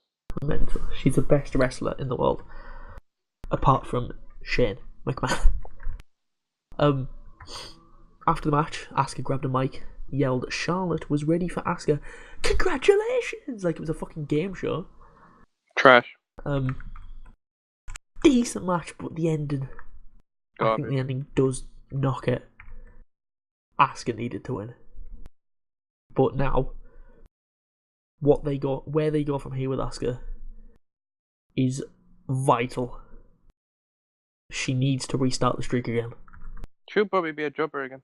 That's probably again. Well, they'll probably just make her a jobber. Oh, yeah, say it again. But yeah. Watch Nia Jax will squash her just tomorrow on Raw, just for the fun of it. Just for the fun of it. If she does, then that's it. Asuka's done. Yep. Vince woke up and realised, wait, she's Japanese. Hang on. I don't walk like into them the same people. Shinsuke as well. Yeah. Is she gonna stay on SmackDown or go back to Raw? No idea. That's a good point. Where's she gonna go? As long as she restarts the streak, I'm fine. Also, no Carmella. Not even a tease. She's running out of time. Yeah, how long she got until? June? June, July? I think it's about June, Money in the Bank. She's got about 2 months. She's getting there. Money in the Bank. So the way they book Charlotte will just win. Charlotte's gonna go. Carmella's gonna die. Yep. 17th of June, Money in the Bank is this year. So she's got just over 2 months. And that's like 8 SmackDowns, 2 pay-per-views. Got nothing. Will we see an after Mania show cash-in? Maybe. I mean, I guess, but she'll probably just fail. No one beat Charlotte, apparently. Exactly. But they had Corbin. Remember Corbin? Corbin won the men's ladder match. Let's not forget about that. I often forget about that. Oh yeah, that's true. He lost. So will they have both of them lose? At this point, they'd probably book Charlotte to beat Brock and to beat Taker. She's going to be the 3 in 20... 3 in something. I think it's 23. Is it? Because Brock made it 21-1. He beat Wyatt. Beat Shane. Oh, yeah. Lost to Roman. Is there only 2 matches? Isn't there one more match? Beat Cena. Oh, well, I don't know. He's 24. Spoilers. What do you mean he beat Cena? You've done that about 4 times to me now. I really dislike you. I think he's like 24. What he's up to? 23. I have no idea. Will he get up to 24? Let's find out later on. Yeah, he's 24. Oh, okay. Mental. Little Nicholas has now got a better Mania record than Asuka. How's that feel? Stop it, please. He's gone the Hall of Fame. He's a meme now. That kid's a meme. Oh Jesus. I'm not gonna lie, by the way. I thought it was a girl. I'm triggered. Did you just assume yeah, no. his gender? I'm sorry. I thought it was a little girl. When it said little boy, I was like, I thought he botched. I was like, you botched, Braun. That's a girl. Then he spoke. I was like, oh, it is a boy. Apparently, one of the refs. It's the referee's kid. Oh, what, the ref that was in the match? Yeah. So it wasn't even real. I would have liked if it was just a real kid. I mean, I knew it was going to be a plant because they would never do that in a real situation. I saw a few wrestlers. When he was going through the crowd. We'll talk about that later. Okay. But then, as Charlotte was making her way back up the ramp, we see a ref run down. Great cardio on this ref. Not sure you saw it, but big ramp, he straight down, hop the barricade, go to Cena, whisper something in his ear. Cena was like, "Nah, get out of it, piss off." He said something again. Cena then was like, "Oh." He hopped the barricade and then he sprinted up the ramp. Attempted to run. Have you seen the way he runs? He's so unathletic, like the way he runs. He leans forward, doesn't he? It's so weird. He's Naruto running back. Pretty much. So we all knew, it was happening, but they tried to get us. It wasn't you. Come on. The next match, Bobby Roode, Rusev, Jinder, Orton, US title. Kill me. Forgot about this match. Not gonna lie, straight up forgot about it. Kill me. I don't want to talk about it. I'm not gonna lie, I didn't watch. Do you know who won? Yeah, I saw. Yeah, well, I skipped through it and I saw what was that. Well, I saw the end, didn't you? I'm not surprised. I wasn't sure. This is what I knew was happening, so I'm not surprised. I don't want to talk about it. It's gonna Come on. It should have known Ginger was winning. Yeah. But it should have been Rusev. When has this company ever done things that should happen? Well, they rarely do. So, I mean, that should have been your first play. There was only one outcome that needed to happen, and it didn't. The crowd only wanted one person to win. It was Rusev. Why do they hate Rusev? What's Rusev done? I don't know. I don't know. Vince hates that guy for some reason. Foreign, isn't he? Could be it. Yeah. Well, he just hates foreigners. I reckon Vince would vote UKIP. 100%. Well, I just say 100% he'd vote UKIP. I'm not thinking about it. So Orton had his typical RKO on everyone moment after he tried to get the crowd involved. He was like, "Come on!" The crowd failed, absolutely failed. Crowd were dead for Orton. Have you noticed? All in Orton's matches, he only gets the crowd pop when he does the RKO. Yeah. Otherwise, they're just silent. They're dead. Yeah. Like his career should be. I agree. He teased one on Rusev, but Aiden English came and ate it. Then Rusev got one anyway. Jindy got one. He went for the pin, but Bobby broke it up. Orton went for one and then Bobby into a glorious DDT. That was broken up as well. Rusev went for an accolade on Jinder, but that stupid cunt with Jinder, that little guy, distracted him enough to let Jinder slip out. And Jinder hit that stupid collapse and got the pin on Rusev. I think what's worse is that they had Rusev take the pin.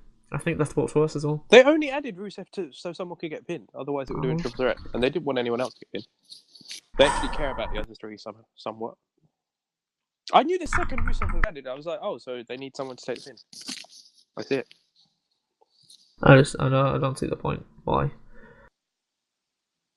Surely they knew adding Rusev in this match, the crowd were gonna die no matter what. Do you think Vince cares? Come on, you know Vince by now. He doesn't do anything that makes sense. You should know that. Stupid white trash. Whoa. Yeah, I don't want to talk about this match anymore. Next match. The match itself wasn't even all that, was it? Oh, typical Orton match. Yeah. Next match, Triple H and Steph versus Kurt Angle, and I don't give a damn about your reputation. Ronda Rousey. I hate that as a theme music, by the way. Ah, come on. No. Can't change it. It's like Punk when he went to the UFC. He kept Cult of Personality. They've announced his next opponent, by the way. I can't remember who it was. Have they? Yeah. So he's Dana said he was done. Yeah, no, Dana has officially announced, right before the Conor McGregor attack happened, right before that, he announced CM Punk's official next opponent. Can't remember who it was. I have to check into that again, but yeah, it's definitely happening. So, is it 225 that they're teasing it for? Oh, I think it is. Ooh, CM Punk's UFC 225 has strong box office potential due to WWE ties. Ooh, saucy. I'm not disabling ad block, Forbes, especially not for you. You've got enough money. CM Punk, the next fight, anytime. Next fight, come on. Will be Mike Jackson. Oh yeah, that's right. Whoever that is. I've never seen him fight Mike Jackson. They're giving him reckon they're giving him an easy one. Well, I mean, even an easy fight still probably beat up CM Punk. So. He's only we'll have to see.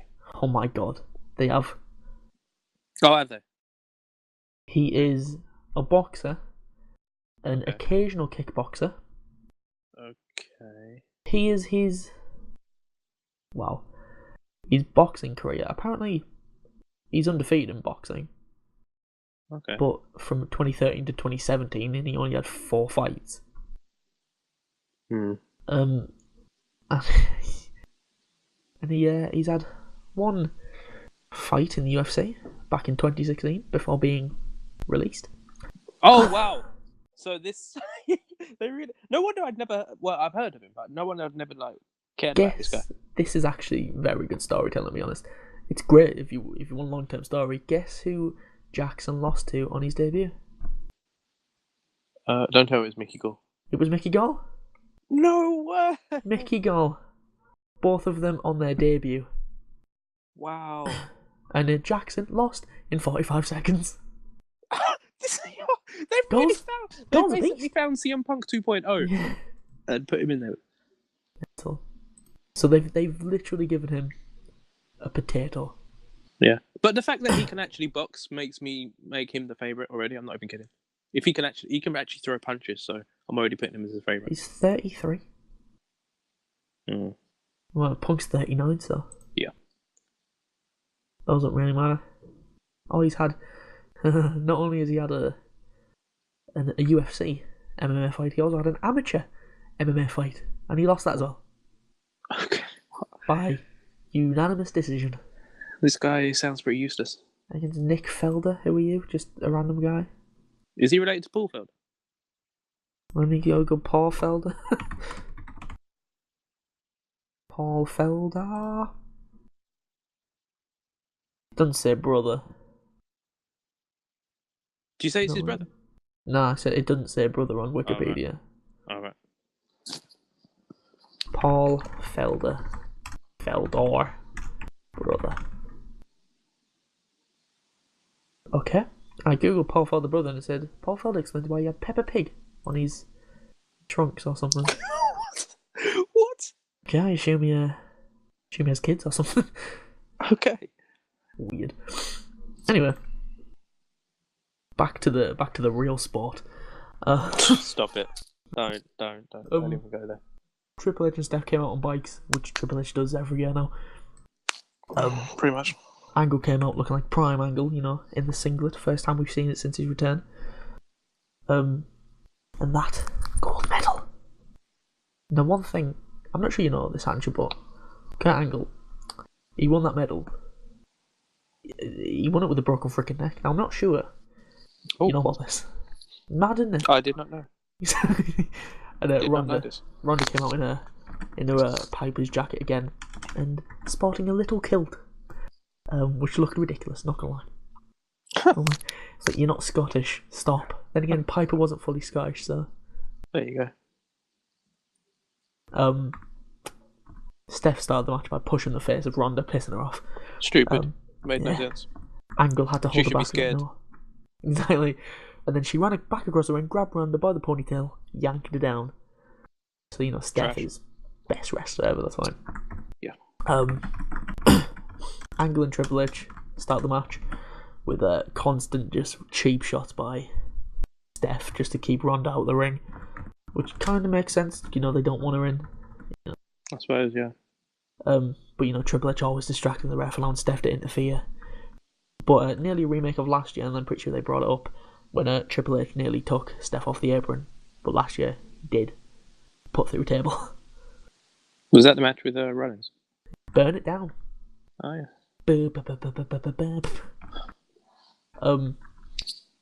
But Ronda was about to get tagged in last second. Stephanie McMahon, biggest balls you've ever seen, just pulled Ronda off the apron.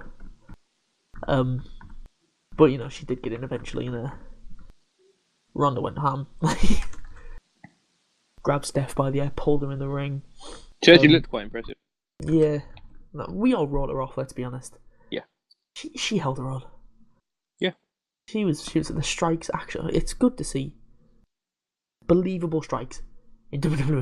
doesn't happen often. Exactly, Shane. I mean, that's the only person who does it correctly, Shane. You're right. The rest of them. Shane strikes are incredible. Because Shane had to come out later on, so he was looking at it going, that's how you do it. Yeah. Shane's that dude, man. Legit as hell. Ronda, she got rowdy. Yes, get in. Some suplexes, strikes in the corner. One at the gut that looked pretty stiff. And then while Steph was sat down in the corner, Ronda flipped her over, grabbed the arm, like, here we go. Tried to look in the armbar, but Steph, showing the MMA experience. This was a joke. Block it by gripping your hands. But you know, Ronda had an arm free because she trapped the arm under her armpit. She had her arm free, so she could just be punching at the hand of Steph, but she wasn't doing it. Professional fighters in UFC couldn't stop her, but Stephanie McMahon can. Trash. Hey, Stephanie McMahon is better. That's why. Sure. I believe it. But to get out, Steph gouged the eyes of Ronda, and then Steph had some offense in, which I don't like. Trash. Exactly, trash. This woman stopped people in a minute. Bear in mind, she was better than pretty much all of them. Yep. But, you know, still knocking people out, making them tap in a minute. Nobody touching her, but when they do touch her, she doesn't like it. She doesn't know how to take a punch. Steph said something about Ronda was like, nah, I'm done. Hit a spinning Samoan drop, which looked alright. Why is she using Samoan drop? It's like a finisher. So random. Went for the pin, but on the 2 count, Triple H properly ripped the ref out the ring. He did not hold back. No, he didn't. That ref has carpet burns on his He stomach. didn't care about that bump. Yeah. Ronda, she wasn't happy. Like, I'm gonna go beat up your wife again. He meets her. Then Triple H dragged Ronda out the ring. The woman beat her. I was surprised, but I was like, yes. They're actually going for it. Yes, I mean, you know, they have got somebody who's pretty good in intergender wrestling down in NXT. Candice LeRae. She's pretty much what she made a name on. But you know, Curtin like that. Curtin like Triple H dragging Ronda. He came in, teased the German on a table, but Triple H reversed it and pushed an angle off. Then eventually Ronda got back in, squaring up to Triple H. Ref was like, "Nah, fam, you can't have this." Triple H was like, "Nah, I'm gonna beat this chick up." Get me. Ronda then unloaded with strikes. Triple H is selling her these strikes. Oh my god. His face was one of the funniest things. Oh, he was in shock, I think was the main thing. Yep. She went for this spinning Samoan drop again, but Triple H. Ronda waited. She like nearly deadlifted him. Yeah. Like it was mad. Ronda waited. I assume Steph She's was supposed to come in. Yeah, it's mad. I assume Steph was supposed to come in, but you know, she was extremely late. Eventually dragged. Yeah, she was. Like 5 seconds. Eventually dragged Triple H off, slapped Ronda, and then just slipped out the ring. Just don't mind me. Ronda chased her around the ring. She's quite quick as well. Yep. Pushed her at the barricade. Went for something. I've just hit the wrong button. Let me just scroll back up. There it is. Went for a slam. Steph got out, pushed Ronda into the ring post, and then Triple H and Kurt went at it for a bit. Triple H always trying to get that pedigree, but Angle kept on reversing, picked the ankle a few times, but trips, it got out. Hit the angle slam, but Triple H kicked out at 2. Tried to lock in the ankle lock again, but Steph came in and broke it up. And Steph went for a pedigree on Angle, but Angle caught the foot. And then after debating for a minute or so, locked in the ankle lock on Stephanie McMahon. But Triple H broke it up almost instantly, the spoil spot. I love how even this PC crowd was like chanting yes for Kurt Angle to look in the That's how much people hate Stephanie McMahon. Then Trips hit the pedigree on Angle, but Ronda broke up the pin. Then went for the pedigree on Ronda. Went for a powerbomb then, I think. But Ronda turned it into a Rana. And then locked in the armbar, an actual armbar. Trips didn't block it. But Triple H lasted far too long. Again. Why? Mark and Hancha. We've literally seen legitimate fighters tap out to this move in seconds. Yep. We've seen this move break arms. Yep. But then again, I've also seen one where it has broke something in the arm, but the fighter didn't realise. Can't remember who it was. But somebody locked in an armbar, and you see the forearm pop because something's broke, but the fighter didn't realise. But so the ref was like, break it up and stop. His arm's broke, and the fighter's just like, what have you stopped for? Oh. But his arm's broke. Damn. And it was in UFC as well, because even Joe Rogan was like, what's he stopped for? And it wasn't until he looked at the replays, and you heard him go, oh, that's a pop. Mental. Oh. Yeah, I hate that. Oh. It's nice to see legitimate injuries, but not leg breaks or arm breaks. Not that fun. Because I think every time you just go, the thing that you see break, you always have to hold and go, ooh. Real life. Like Anderson Silva's leg break, oh my lord. Yeah, that was... When his leg wrapped, oh. Yeah. Jesus Christ. See, now my leg's starting to twitch. It's... oh, it's horrible. Oh. But, anyway, back to the real sport again. Triple H lasted far too long in that. Steph came in, tried to lock in a rear naked choke on Ronda. Ronda flipped her over, locked in the armbar, and again! Steph lasted too long. She just fight. It makes no sense. This one she actually locked in. Oh yeah, and she just stayed. Yeah, she stayed there because then Triple H came in. Angle picked the ankle, and then they did the don't tap, but not as good Still as the Revival did it from a few days ago. Yeah. That was don't tap, don't you dare! Oh yeah, brilliant. Oh, I love the Revival. Just a shame. Where were they tonight as well? Buried under the Giant Memorial Battle Royal. Oh yeah. They had the double submission. We were like, oh, here it comes, double tap, iconic. No, Triple H got up of the ankle lock, flipped out, pushed Angle into Ronda, and that broke that up. You know, the longer this match went on, I was like, they're gonna lose. They're going to have Triple H and Steph win. Imagine if they did. And I knew it wouldn't happen, but the longer it went on, the more I was like, someone's gonna get rolled up. Yep. It's gonna be mental. And then Triple H's Steph went for a double pedigree. Angle got out, threw Trips out the ring. Ronda flipped through, tried to lock in the armbar, but Steph blocked again. Ronda sat on top of her. Steph, people there going, whoa, hang on, what's going on now? Steph kept on shouting no in the most annoying screech I think I've ever heard. And then for some reason, it's horrible, isn't it? Then for some reason she had a hold of the, like the lock to block it, but then for some reason she let go. Ronda didn't do anything. She was let go, and then she said sorry. Ronda said too late. Threw herself back with the armbar, and Steph immediately with the tap. And then as soon as the bell rings, who do we see in the crowd? Big Dana White. Dana.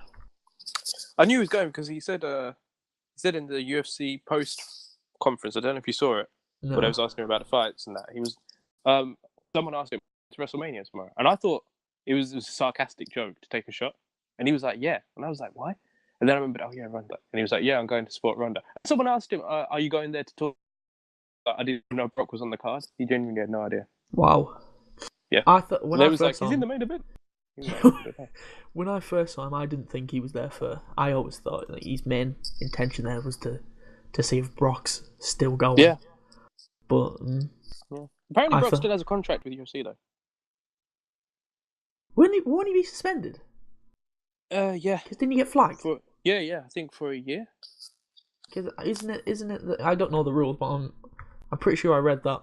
When you probably know, if your contract runs out, as soon as you get a contract, your suspension continues. So you can't just drop a contract, serve your suspension, then come back. So which it looks like that's what he's doing. Exactly. So is he under contract now? They asked Dana White straight up, "Is he still under contract with you?" And he said yes. So his suspension's nearly up, isn't he? It's gotta be close. He fought in 2016. It must be done. Yeah, no, it must be done. Yeah. He fought in 200. What are we on now? 223. That's 2 years. That. Do you think he renewed somewhere like halfway through? I don't know what's going on. Either way, Dana said he's under contract with us, which is mad. Either he's just about to finish it, which is probably why he won't leave now. because he might still be suspended for a little bit. Could be. Either that, or he's either just finished or he's just about to finish. Yeah. So he's a sneaky little bastard. He's staying till SummerSlam probably to put Lashley over, and then he'll go. If he's still under contract and nobody knew, that's one of the sneakiest bitch. No, I reckon Vince knew. I reckon. The fact that no one else did, because surely people would have heard if he signed a long term. That's mental. That's true. I just realised we might be seeing Bobby Lashley on Raw, like this Raw. Oh, could set it up, yeah. He might just come out and just. Brock might be in there cutting a promo. Well, Paul Heyman will be. And then you never know, Bobby Lashley's music might hit. Comes out. Yeah. You know, we are the nation of domination. That'd be interesting. What, the nation of domination? Bobby Lashley, I agree. Yeah. Ronda and Kurt, decent match to be fair. Like we said, we all roared it off. It's going to be a horrible, it's Ronda's first match, but she was fine. Apart from the stupid parts that happened in that. Yeah, but they're not really her fault, to be honest. It's Steph. Yeah, it's not her fault. Yeah, that's just Steph. She was fine. Yeah. A few moments where she showed how green she was, but it's a first match, for Christ's sake. There is potential there. She can only improve. I mean, she's what, 30? Just gone? 30, 31? Yeah, something like that. Around the 30 mark. Yeah. So she's, she's prime, pretty much. Yeah. People in the main event, you've got to think they're 20 years older than her, for Christ's sake. It's true. So she'll be fine. She'll be fine. So Ronda and Kurt won, obviously. Next match, New Day, Bludgeon Brothers, Usos for the SmackDown Tag Team titles. They made it. Usos did it. They weren't bumped to the pre-show. Yes. New Day's entrance happened. I don't want to talk about it. Weird. I didn't watch that, did I?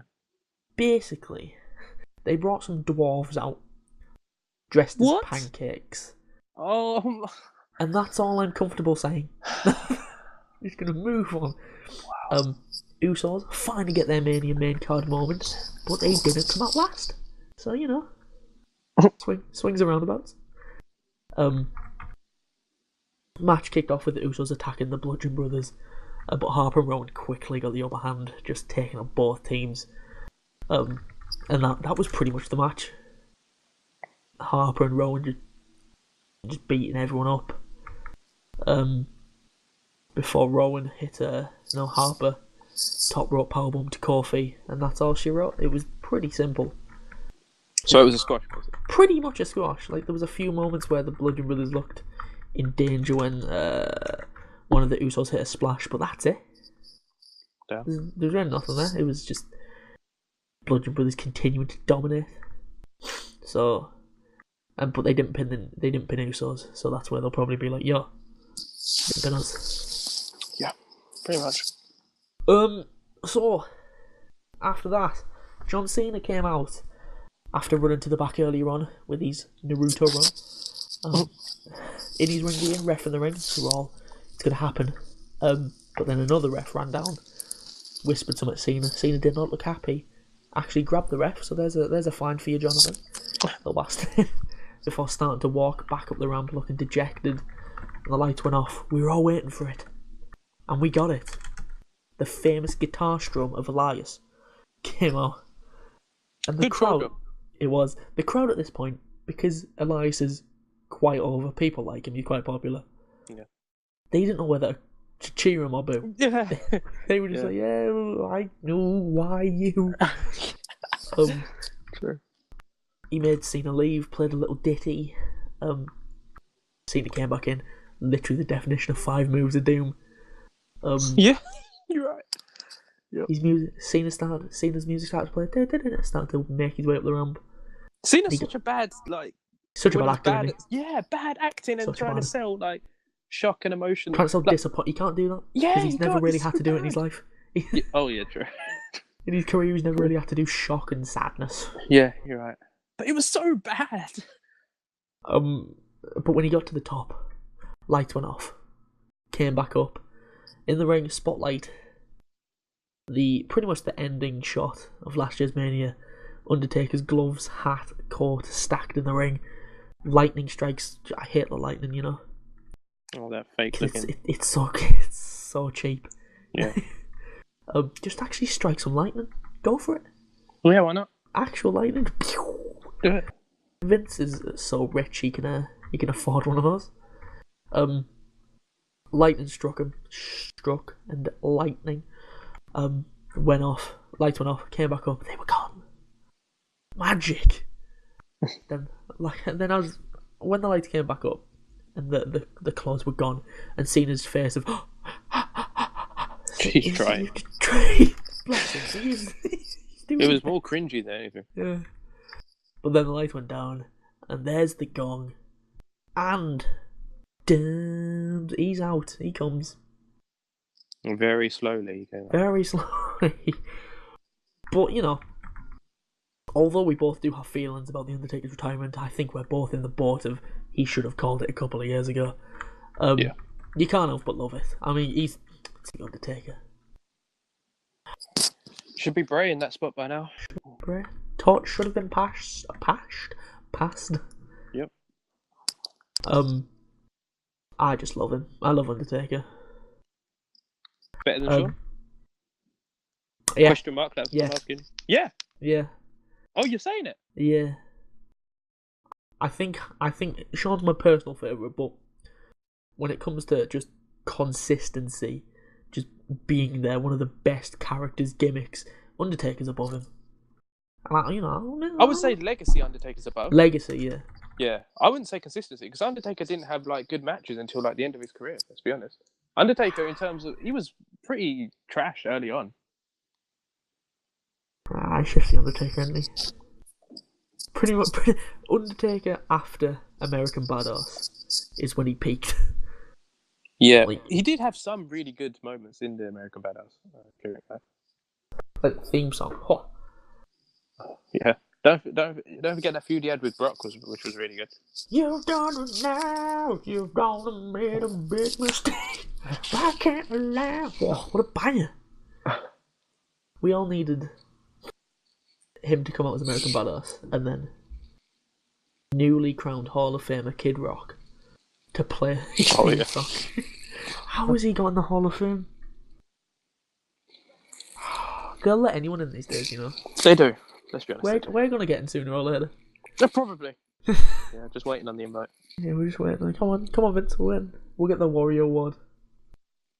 Which, you know, is just... It's not what the Warrior wanted it for. That's not. He said he wants it for the men in the back. But they've just changed that, but you know. Just do what they want with it. Yeah. But anyway, Undertaker made his way down the ring, and the bell rung. And Cena got squashed. Cena. Good. John Cena got squashed at WrestleMania. Good stuff. 2 minutes 45. That's what I like to hear. All over Cena. Is that the Undertaker's quickest WrestleMania match ever? Leap and clothesline. Old school, big boot, leg drop. Went for a chokeslam. Cena got out. Did drop Taker. Went for the 5-knuckle shuffle. But as he ran the rope, Taker sat up. Cena sold the fear. Good, to be honest. He fell over in shock, which was good to see him fall flat on his ass. Then Taker got up, hit the chokeslam, into Tombstone. That's all she wrote. Great stuff. This is probably John Cena's second best match ever after the Lesnar After the Brock, yeah. Yeah, you know, I think I give Cena one. I predicted Cena to win. Why? What's wrong with me? I don't know. No. I mean, I can understand what. I mean, I can't even blame you for that, because I can't blame against someone betting on Cena because he always wins. So I can't be mad at that. You know what? I may not like Cena, but I have gained some respect from after this match. You know, he took a squash. Although he should do it to younger talent. Should have lost to Bray. Not Bray. Yeah, Bray. He took on Bray. Should have lost to Rusev. Yeah, he should have lost to so many people. They should. But, Rusev's another one. Let's not forget him burying Rusev twice, not once, twice. At least he got squashed eventually, although it was to a 50-odd-year-old man. So yeah, this doesn't really mean anything in the grand scheme of things. Um, And not to mention, they made an excuse for him. Don't forget, you had freaking what's his The name? surprise. Corey Graves. Yeah, Corey Graves on commentary. Well, he was just shocked to take him back. So already they're protecting him. KMT. I mean, I would rather not see Cena at all than see him get squashed. I wasn't even that. I was like, yeah, good. At least he got squashed. But I'd rather just not see him at all. So. Spend some time with your fiance, Jonathan. Yeah, please. It's about time. So Undertaker won that next match. Kevin Owens and Sami Zayn versus Shane McMahon, and the in-ring return of Daniel Bryan. Shane made his entrance. Hardly any noise from the crowd. The crowd was dead. And like, he would just wake them up. Then Bryan came out, and there it is. Bosh. Nuts for Bryan.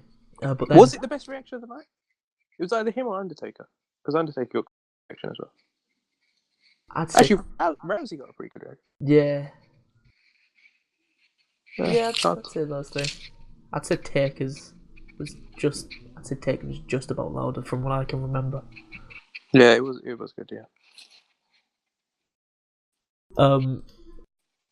Kevin Owens' music hit. They didn't show up, but they ran behind, took Bryan and Shane out from behind those evil bastards. The mean men took both men outside. Sami took Shane out in front of his family. Don't know why I laughed during that. Kevin had a hold of Bryan, in ran Sami with a haluva kick on the outside, and then an apron powerbomb to Bryan.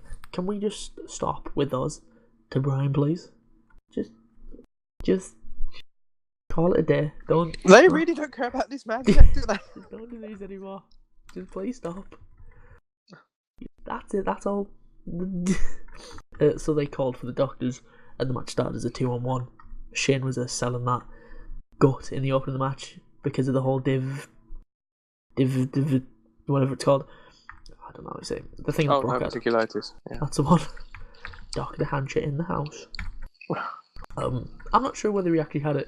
We actually don't know. Yeah, I know. But I highly doubt it, considering it was a week ago. Yeah. So he would not have been cleared. Yeah, by probably was any means. So Kevin and Sami got the better hand of Shane, obviously, but Kevin being the bitchiest man alive, screaming, "Great return, Daniel, well done." He's such an arsehole. He is. Also screaming, "Money, money, money, money" at Shane. He's just a knobby. Yeah. Shane did get the upper hand for a second when he reversed the haluva kick. Zayn and the Tree War climbed the adjacent turnbuckle, coast to coast on Zayn. Couldn't get the pin straight away, but when he did, Owens broke it up. Owens frog splash on Shane into the pin, but in two, here he comes, the best underdog in the business, Daniel Bryan, to break it up. Pretty much like the Ronda match. Bryan was desperate to get in, but Kevin and Sami kept on preventing him until Shane crawled to the corner, tagged in Daniel, and he hit the classic comeback moonsault, duck, flying elbow. I was worried that he was going to start botching because he was probably get. Yeah, you mentioned in the predictions ring rust, and I shot you down instantly. Yeah, and I was right to do so. Yep. I said in the predictions, Daniel Bryan does not know what ring rust is, and he doesn't. Clearly. Hit flying knee to Kevin from the ring apron, missile drop kick to Zayn. Scared the life out of me. Yeah, I was thinking when he's going up, don't do the drop kick anymore, please. Or at least do it the one where you turn sideways. Land on your stomach. Yeah, do the safe version. Why doesn't he just do that? The safe version. Because he's mental. Yeah, he's crazy. He doesn't care about his kid, does he? Apparently not. I think what made it worse for me is he stayed down for a second or two. So I was like, oh, he did. Shit. Oh, God. Then he kicked up and I was like, oh, thank Daniel. I love you. Thank God. Yeah. Then he started to hit the drop kicks on Zayn and Owens again, basically drop kicking himself out the ring. That last one he hit on Zayn was brutal, by the way. Mental one. He's in the corner pumping himself up. Owens grabbed the leg. In ran Zayn with a haluva kick, but Bryan kicked out at 2. Went for a powerbomb, reversed, ran the ropes, but Owens did hit the popper powerbomb eventually. But Bryan kicked out at 2 again. Shane got back on the apron. Hi guys, it's me, best wrestler in the world. Owens did go for him, but Shane pulled the ropes down, sent Owens out for leaping off of the apron onto Owens, and that was basically them done for the match. Zayn just kept on hitting Bryan with slaps pretty much. Then Bryan was just like, I've had enough of this. I'm gonna kick you now. Then hitting the yes kicks. And I noticed something whilst the yes kicks were happening. The Miz didn't hit those kicks earlier in the night. Yeah, good. Daniel probably went up to him backstage and was like, right, you got to stop that. You got to stop I'm back that. now. You're mine. I quite like, he's giving him back. Yeah. Actually hit the one to the face, which Miz never does. You can go back since Miz has started to steal them. He never connected with the one to the face. Yeah, you're right. Maybe because they wanted him to not do it. Maybe because they didn't think he was safe enough to do it. But then, as I'm saying that, Miz is one of the safest wrestlers there is because he doesn't do anything. True. Yeah. So he hit the yes kick, actually hit the one to the face, which was a shock. Went to the corner. Yes. Running knee. Zayn sold it to perfection. But instead of going for the pin, locked him in the yes lock, and Zayn tapped out. Lovely. Good stuff. Exactly what you want. It's just this match is just exactly what it should have been. Bryan comes in, gets attacked, underdog, looks like he's out, in he comes. It's classic. Yeah. Hopefully no more flying headbutts from him. Good thing. No more apron power bombs, please. Yep. Kevin. Yeah, Actually, I don't want him to see. I don't want to see him do any headbutts at all. He didn't hit a flying headbutt, which I'm pretty sure you just mentioned, but thankfully. Yep. Flying headbutts are just bad. Don't like flying headbutts on anyone. We've seen what they can do to your boy. Yeah, exactly. So Shane and Daniel won. Hopefully, let's get Bryan another title shot. Let's go for it. Why not? Bryan AJ. What? Yes, please. Bryan Shinsuke. Let's do it. Calm yourself, Shinsuke. Calm that knee down, son. I've just realised that, and I don't want Shinsuke anywhere near him. Next match, Nia Jax versus Alexa Bliss. Bliss came out first. I found myself saying that a lot. Pretty basic match. Nia had the upper hand for the opening. I didn't watch this trash. Took out Mickie James almost instantly, so it was a one-on-one. Alexa Bliss kept on poking at the eye of Nia to get out of certain situations.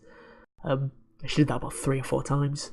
But in the end, Nia snapped, got her up, went for a Samoan drop, but then went to the top turnbuckle, hit a Samoan drop from there, and pinned Bliss to pick up her first She title. Samoan dropped her from the top? Top rope. That must have crushed. Did she die? No, Nia let go, so Bliss was able to roll out the way just before. I was going to say, that would kill. Bliss is a very small girl. Yes, very. And Nia Jax Hancha. Yeah, she's not so small. Yeah, Nia Jax picks up her first title in WWE. Her versus Ronda next year. It's gonna happen. What's gonna happen? Well, Asuka, I reckon. Asuka's gonna lose. I reckon she's just gonna start squashing Asuka. That's what she does now. That's what Asuka does now. Yep. She's just a job in her. Yep.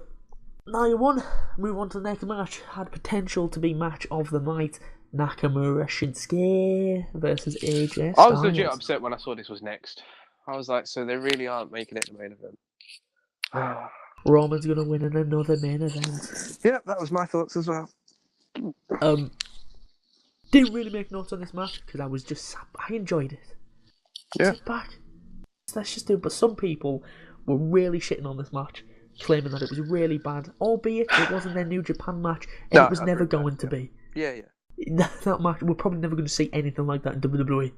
That was amazing. Same way we're not going to see anything like Omega or Okada in WWE. It's not going to happen. But it was a great match, not filled with spots, and that's why people are shitting on it. Yep, exactly that. Although I thought it was a little disappointing. Yeah, bad, anything but. It was still a really good match. Great match. Both men selling injuries. Yep. AJ with the lower back, Nakamura with the Kinshasa knee. How is that? And he didn't hit a Kinshasa as well, Exactly. which was beautiful. That's how matches used to be. But because one finisher if AJ ended kicked it. out 4 Kinshasas, the crowd people would have liked it. One finisher ended it. Yeah. One proper finisher. I don't count the Phenomenal Forum as a finisher. I don't. Yeah. Style clash. Yeah, that's true. I forgot about that bit. They thought it was bad, but the ending spot was brilliant. Shinsuke hit reverse exploder on AJ, went for the Kinshasa. AJ dodged, caught Shinsuke, rolled him.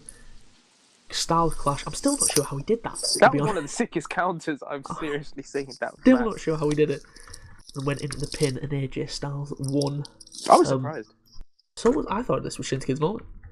But both Mania winners, not both Mania, both Rumble winners losing. Oh yeah, and they're both Japanese. Both Japanese. Obviously, like you said, Vince woke up. Yep. I was like, whoa, what am I doing? Yeah. But after the match, respect was shown between both men. Shinsuke even handed the title to Styles, got down on one knee to give AJ the ring. Then Shinsuke with the strike to AJ's little Styles, and then just kept on kicking Styles over and over again. I'm not gonna lie, I saw this coming when he was handed the title. I was like, he's gonna turn heel, isn't he? I absolutely saw it coming. I thought he was gonna hit him with the belt, to be honest. Yeah, I thought something like that was gonna happen. They kicked him out the ring. Wow. Just kept on booting him, and they were stiff. Yeah, they were. You heard that again. Mm-hmm. Mental for walking up the ramp, turning around, then hit the Kinshasa. Heel turn for Shinsuke. Probably the crowd was legit shocked as well. I just didn't think it was going to happen. I'm sure he's a heel now. What? Yeah. So he's going to be the top heel on SmackDown then, I guess. Doesn't take much. I mean, what other heels have true. Because who's the top heel currently? Owens and Sammy, they were, but they got... Oh yeah, true. Oh yeah, and they're gone now. So I guess they needed this. Yeah. But if they go to Raw, surely SmackDown's going to get someone back, right? I assume they're going to have a superstar draft soon, or a shake-up, or whatever they call it. Yeah, probably. So, I don't know. So, AJ Styles retained, carries on as WWE champ, and next match was Braun Strowman and mystery partner versus Cesaro and Sheamus for the Raw Tag Team titles. Oh, fucking hell. This match was weird. Bizarre. Just, I've got no words. But Cesaro and Sheamus, with possibly the most confusing entrance of the night, coming out on a Mardi Gras float. I do understand the New Orleans theme, but surely the heel team coming out to a party, throwing beads in the crowd, doesn't make much sense. Also, they came out first. But I'll allow this. Dumb. I'll allow this. I'll allow the entrance first. If there's a mystery involved, that's when I think it's fine. That's it. No other time. Because then you have that. So Braun came out, stood on the float, screamed Braun, and all the people that were in costume ran away, which made me laugh more than it should. And then he pushed the float off the stage because he doesn't play nice. And then Braun made his way to the ring. Didn't have a partner. And instead pointed to the crowd and said, "It's one of you." And he genuinely went into the crowd looking for someone. And I saw a few wrestlers in there. There was a couple of the UK guys in there. I saw Tyler Bate. I was like, go on, get him in. I also saw Johnny Moss, who's a British wrestler, big fella. Like I was gonna say, who's that? I mean, wide. He's what? Oh. I think he did retire though recently. I think that's why he's there, because I think he's a trainer or something. Okay. But he's solid. Like he's a mini Braun. Oh, by the way, is the injury to Tyler Bate real or is it fake? What injury? Or is it work? Tyler Bate, remember he's quote unquote injured. Where's this from? NXT. Remember that's why he couldn't do the tag team tournament thing. Oh, it must be work. Oh, right. Because he's been wrestling over the weekend. Oh, is it? Okay. Yeah. And Braun Strowman pulled out a child. I'd say maximum of 8 years old. And he abducted him. Pretty much, yeah. Yeah, he didn't ask the parents little around Nicholas. Well, he couldn't ask the parent because he was in the ring with the ref shirt on. Well, yeah. Well, I didn't know that time. And yes, don't adjust your headphones. This actually happened. Braun abducted a child from the crowd. And his name was Little Nicholas, Little Nick. Can't wait for him to be in the Hall of Fame. He's now the youngest champ at Mania. Tyler Bate thought he was impressive, you know. I'm the youngest ever champ, me. 19 years old. I won the UK Championship. What? Hold my Ribena. True. Nicholas stayed on the apron. Nicholas, oh my. I don't know what to say.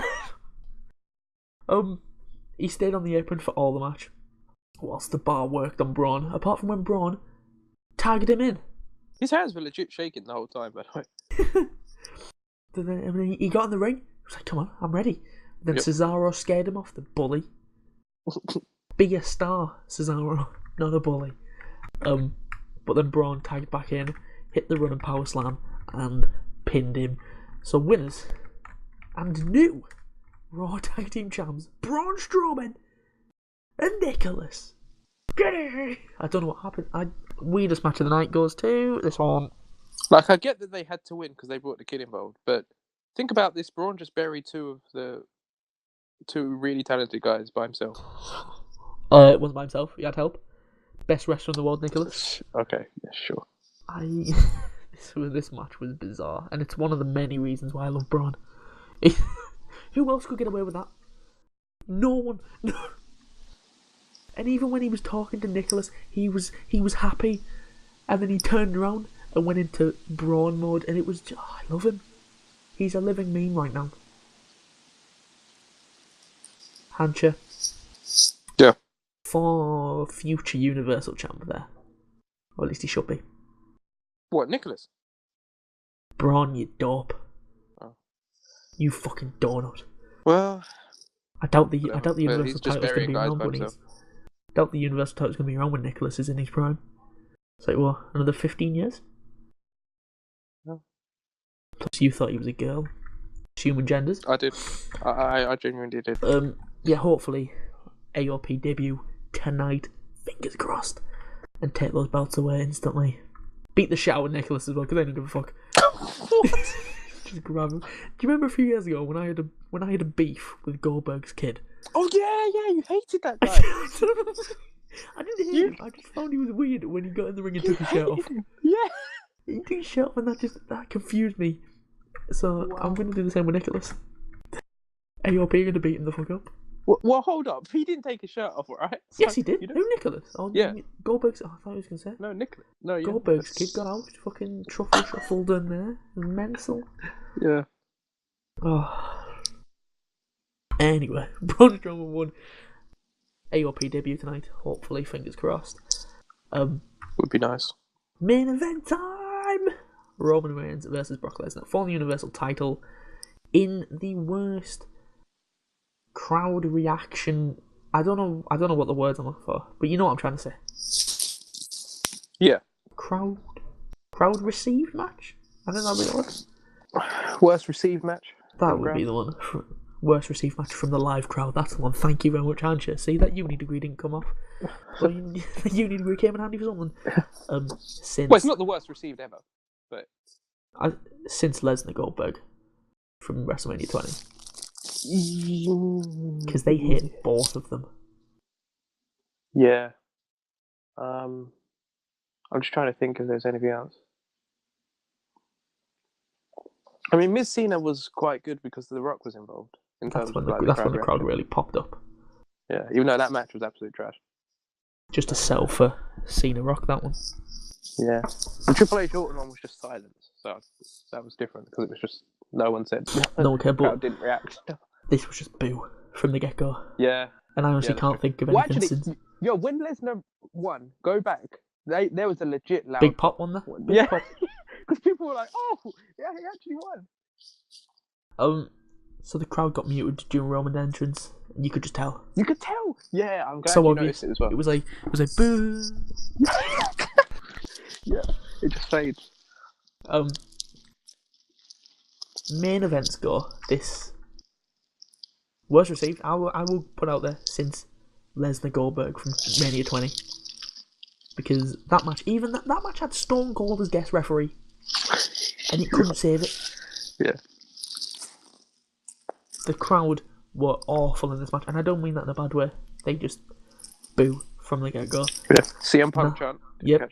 I've wrote all of the chants down that I clocked. There's some good ones. neither of these two guys are particularly popular right now. Yeah. Everyone thought Brock was off to UFC, so why would they care? And Roman is Roman. Yep. And both men were pretty much booed out the arena until the 3 count. Yeah. But, Lesnar just hit some Germans early on. Roman hit some Superman punches. Crowd don't care. CM Punk chants. Goldberg chants. Boring chants. This is awful chants as well. This is awful. When they're chanting that in the main event of your big show, it's time to pull the plug on this I haven't thing heard now. This is awful since. Do you remember that Randy Orton John Cena main event? Where Daniel Bryan, they wanted Bryan. There was end this match chance at that one. From the Rumble, wasn't it? Yeah. Because he wasn't in the Rumble and then they put that was it. Yeah. There was You Still Suck, end this match. Oh, it's great. This is awful. They kept on chanting boring, and the commentators were trying to go, oh look, they're chanting for Orton. They want Orton to win.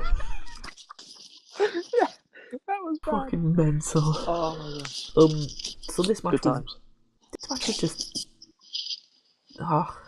it was Yeah. Too many F5s. Brock, Roman just kicking out of them. That was ridiculous. It took 6. Didn't he hit 4 in a row though, and then he kicked out of all 4? I think it was 3 in a row. Oh, either way, 3 in a row. That's a joke. I think it was 3 in a row. Hit 1. 3 in a row. Kick out. Hit another one. Kick out. Hit another one. Kick out. Hit another one. Pin. Oh my days. Roman hit 2 spears in a row. Lesnar kicked out with 2, which is fine because shit spear. Yep. It's gotten really bad.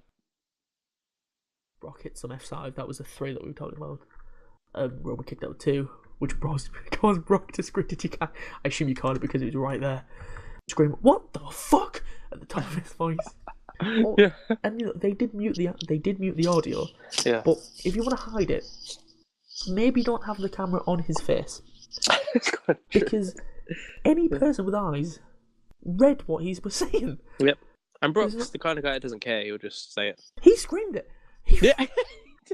Because normally you wouldn't really hear that, but the crowd were laughing. That's how loud he was because they were like, "Oh my god!" Yep. Mental. F5 through the announce table as well. And I think at this point they were trying to make Roman the underdog. By having Brock just beat him up. Hopefully they'd cheer when Roman came back. No, he's not an underdog. Never has been. Never will be. There's a reason why I call Daniel Bryan the best underdog. Because he's small. He's not the biggest guy. And he just doesn't look... He looks like he's got no right to be in there, let's be honest. But, somewhat. You know what I mean? But Roman has got literally no qualities.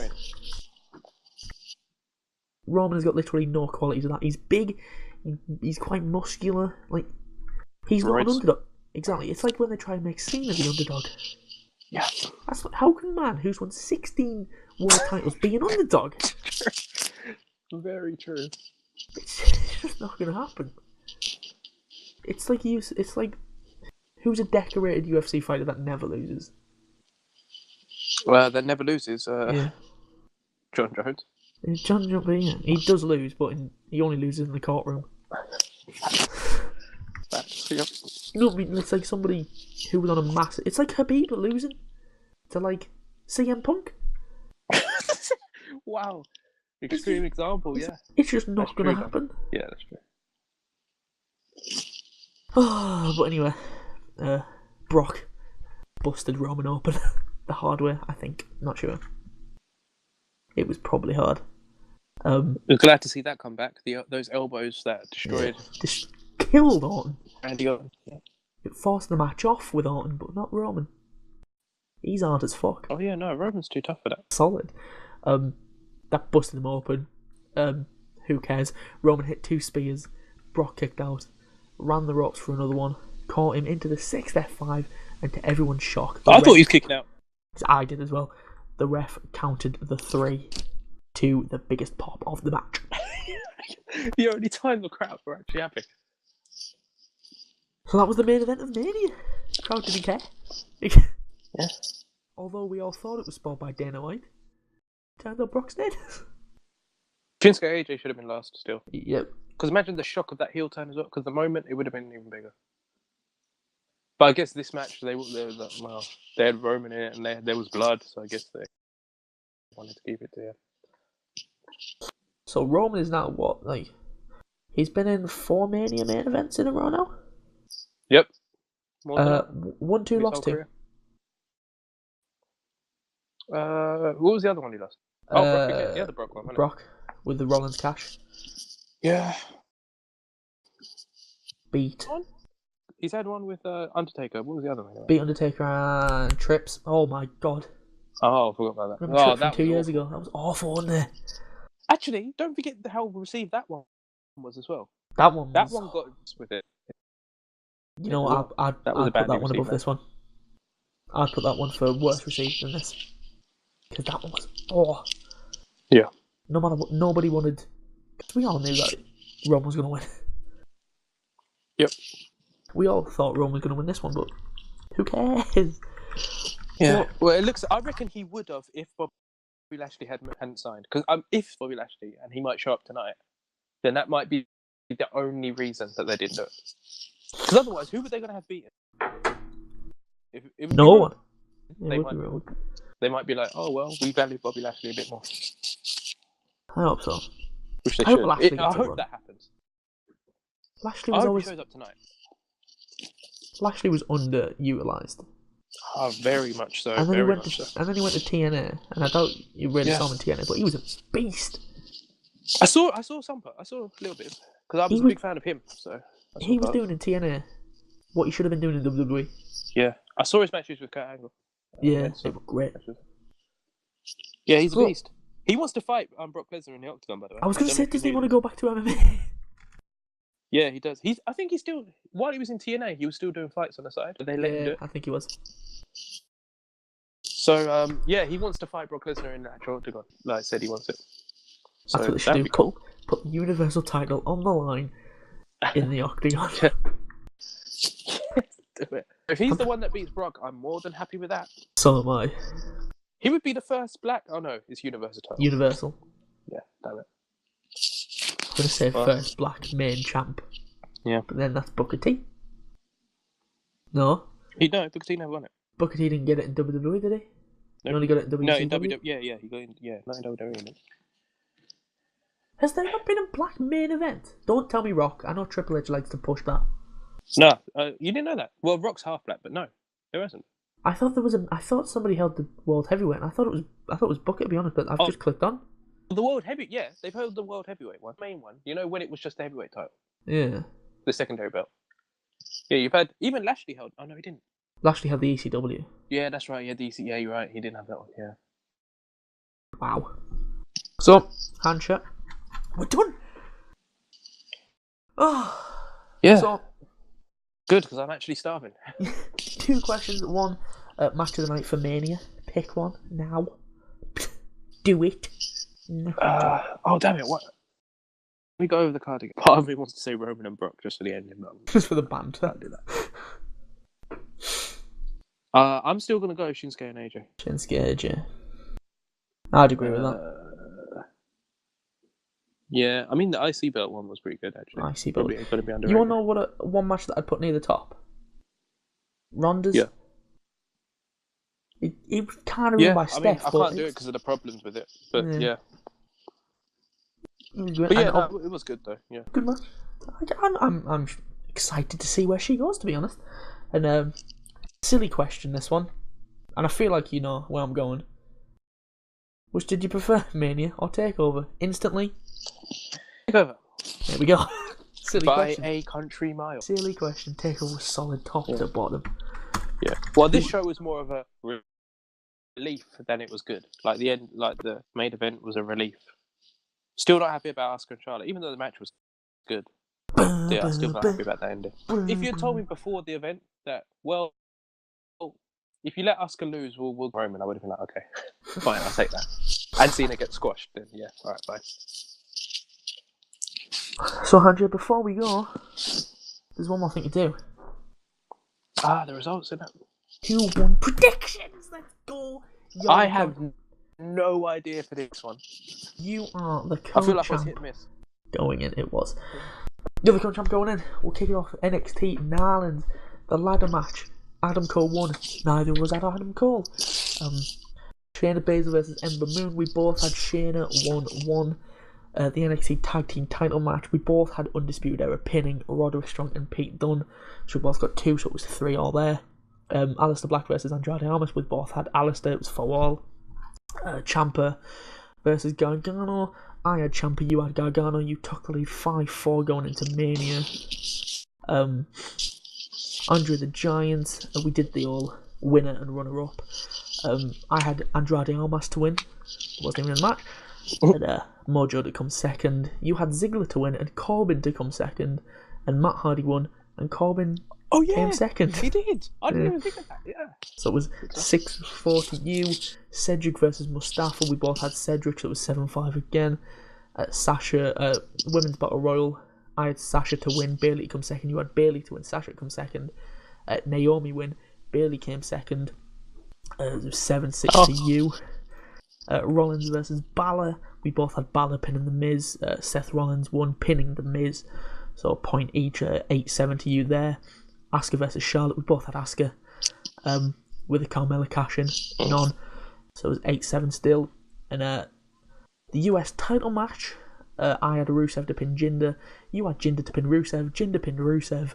It was then it ended up being 10-7 to you, and it was at this point I couldn't come back. So you know where it's gone.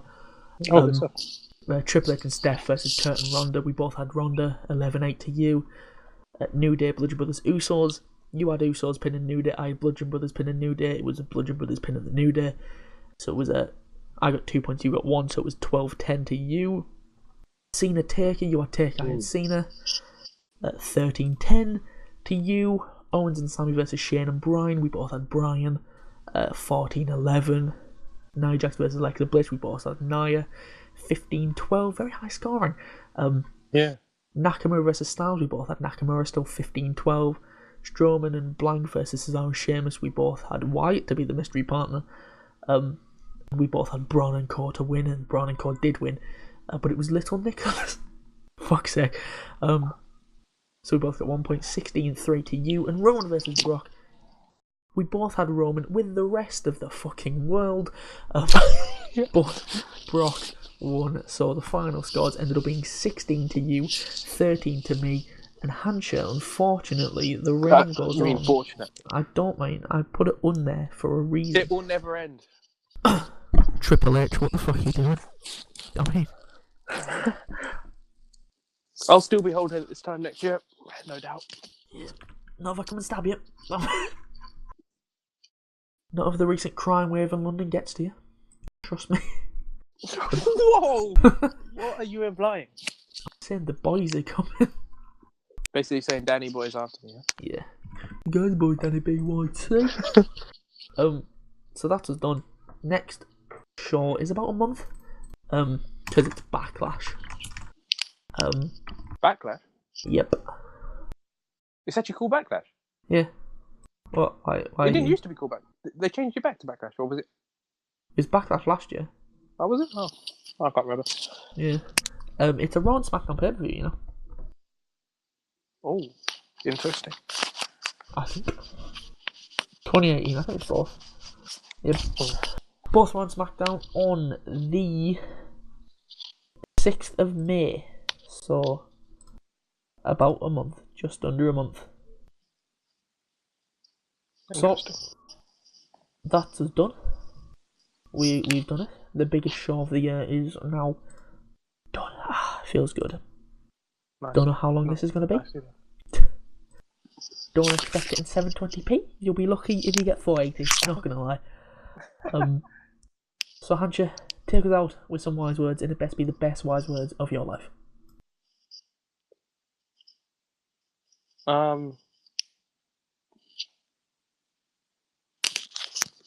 How about you take us out with some wise words? Why do I got it? Ladies and gentlemen,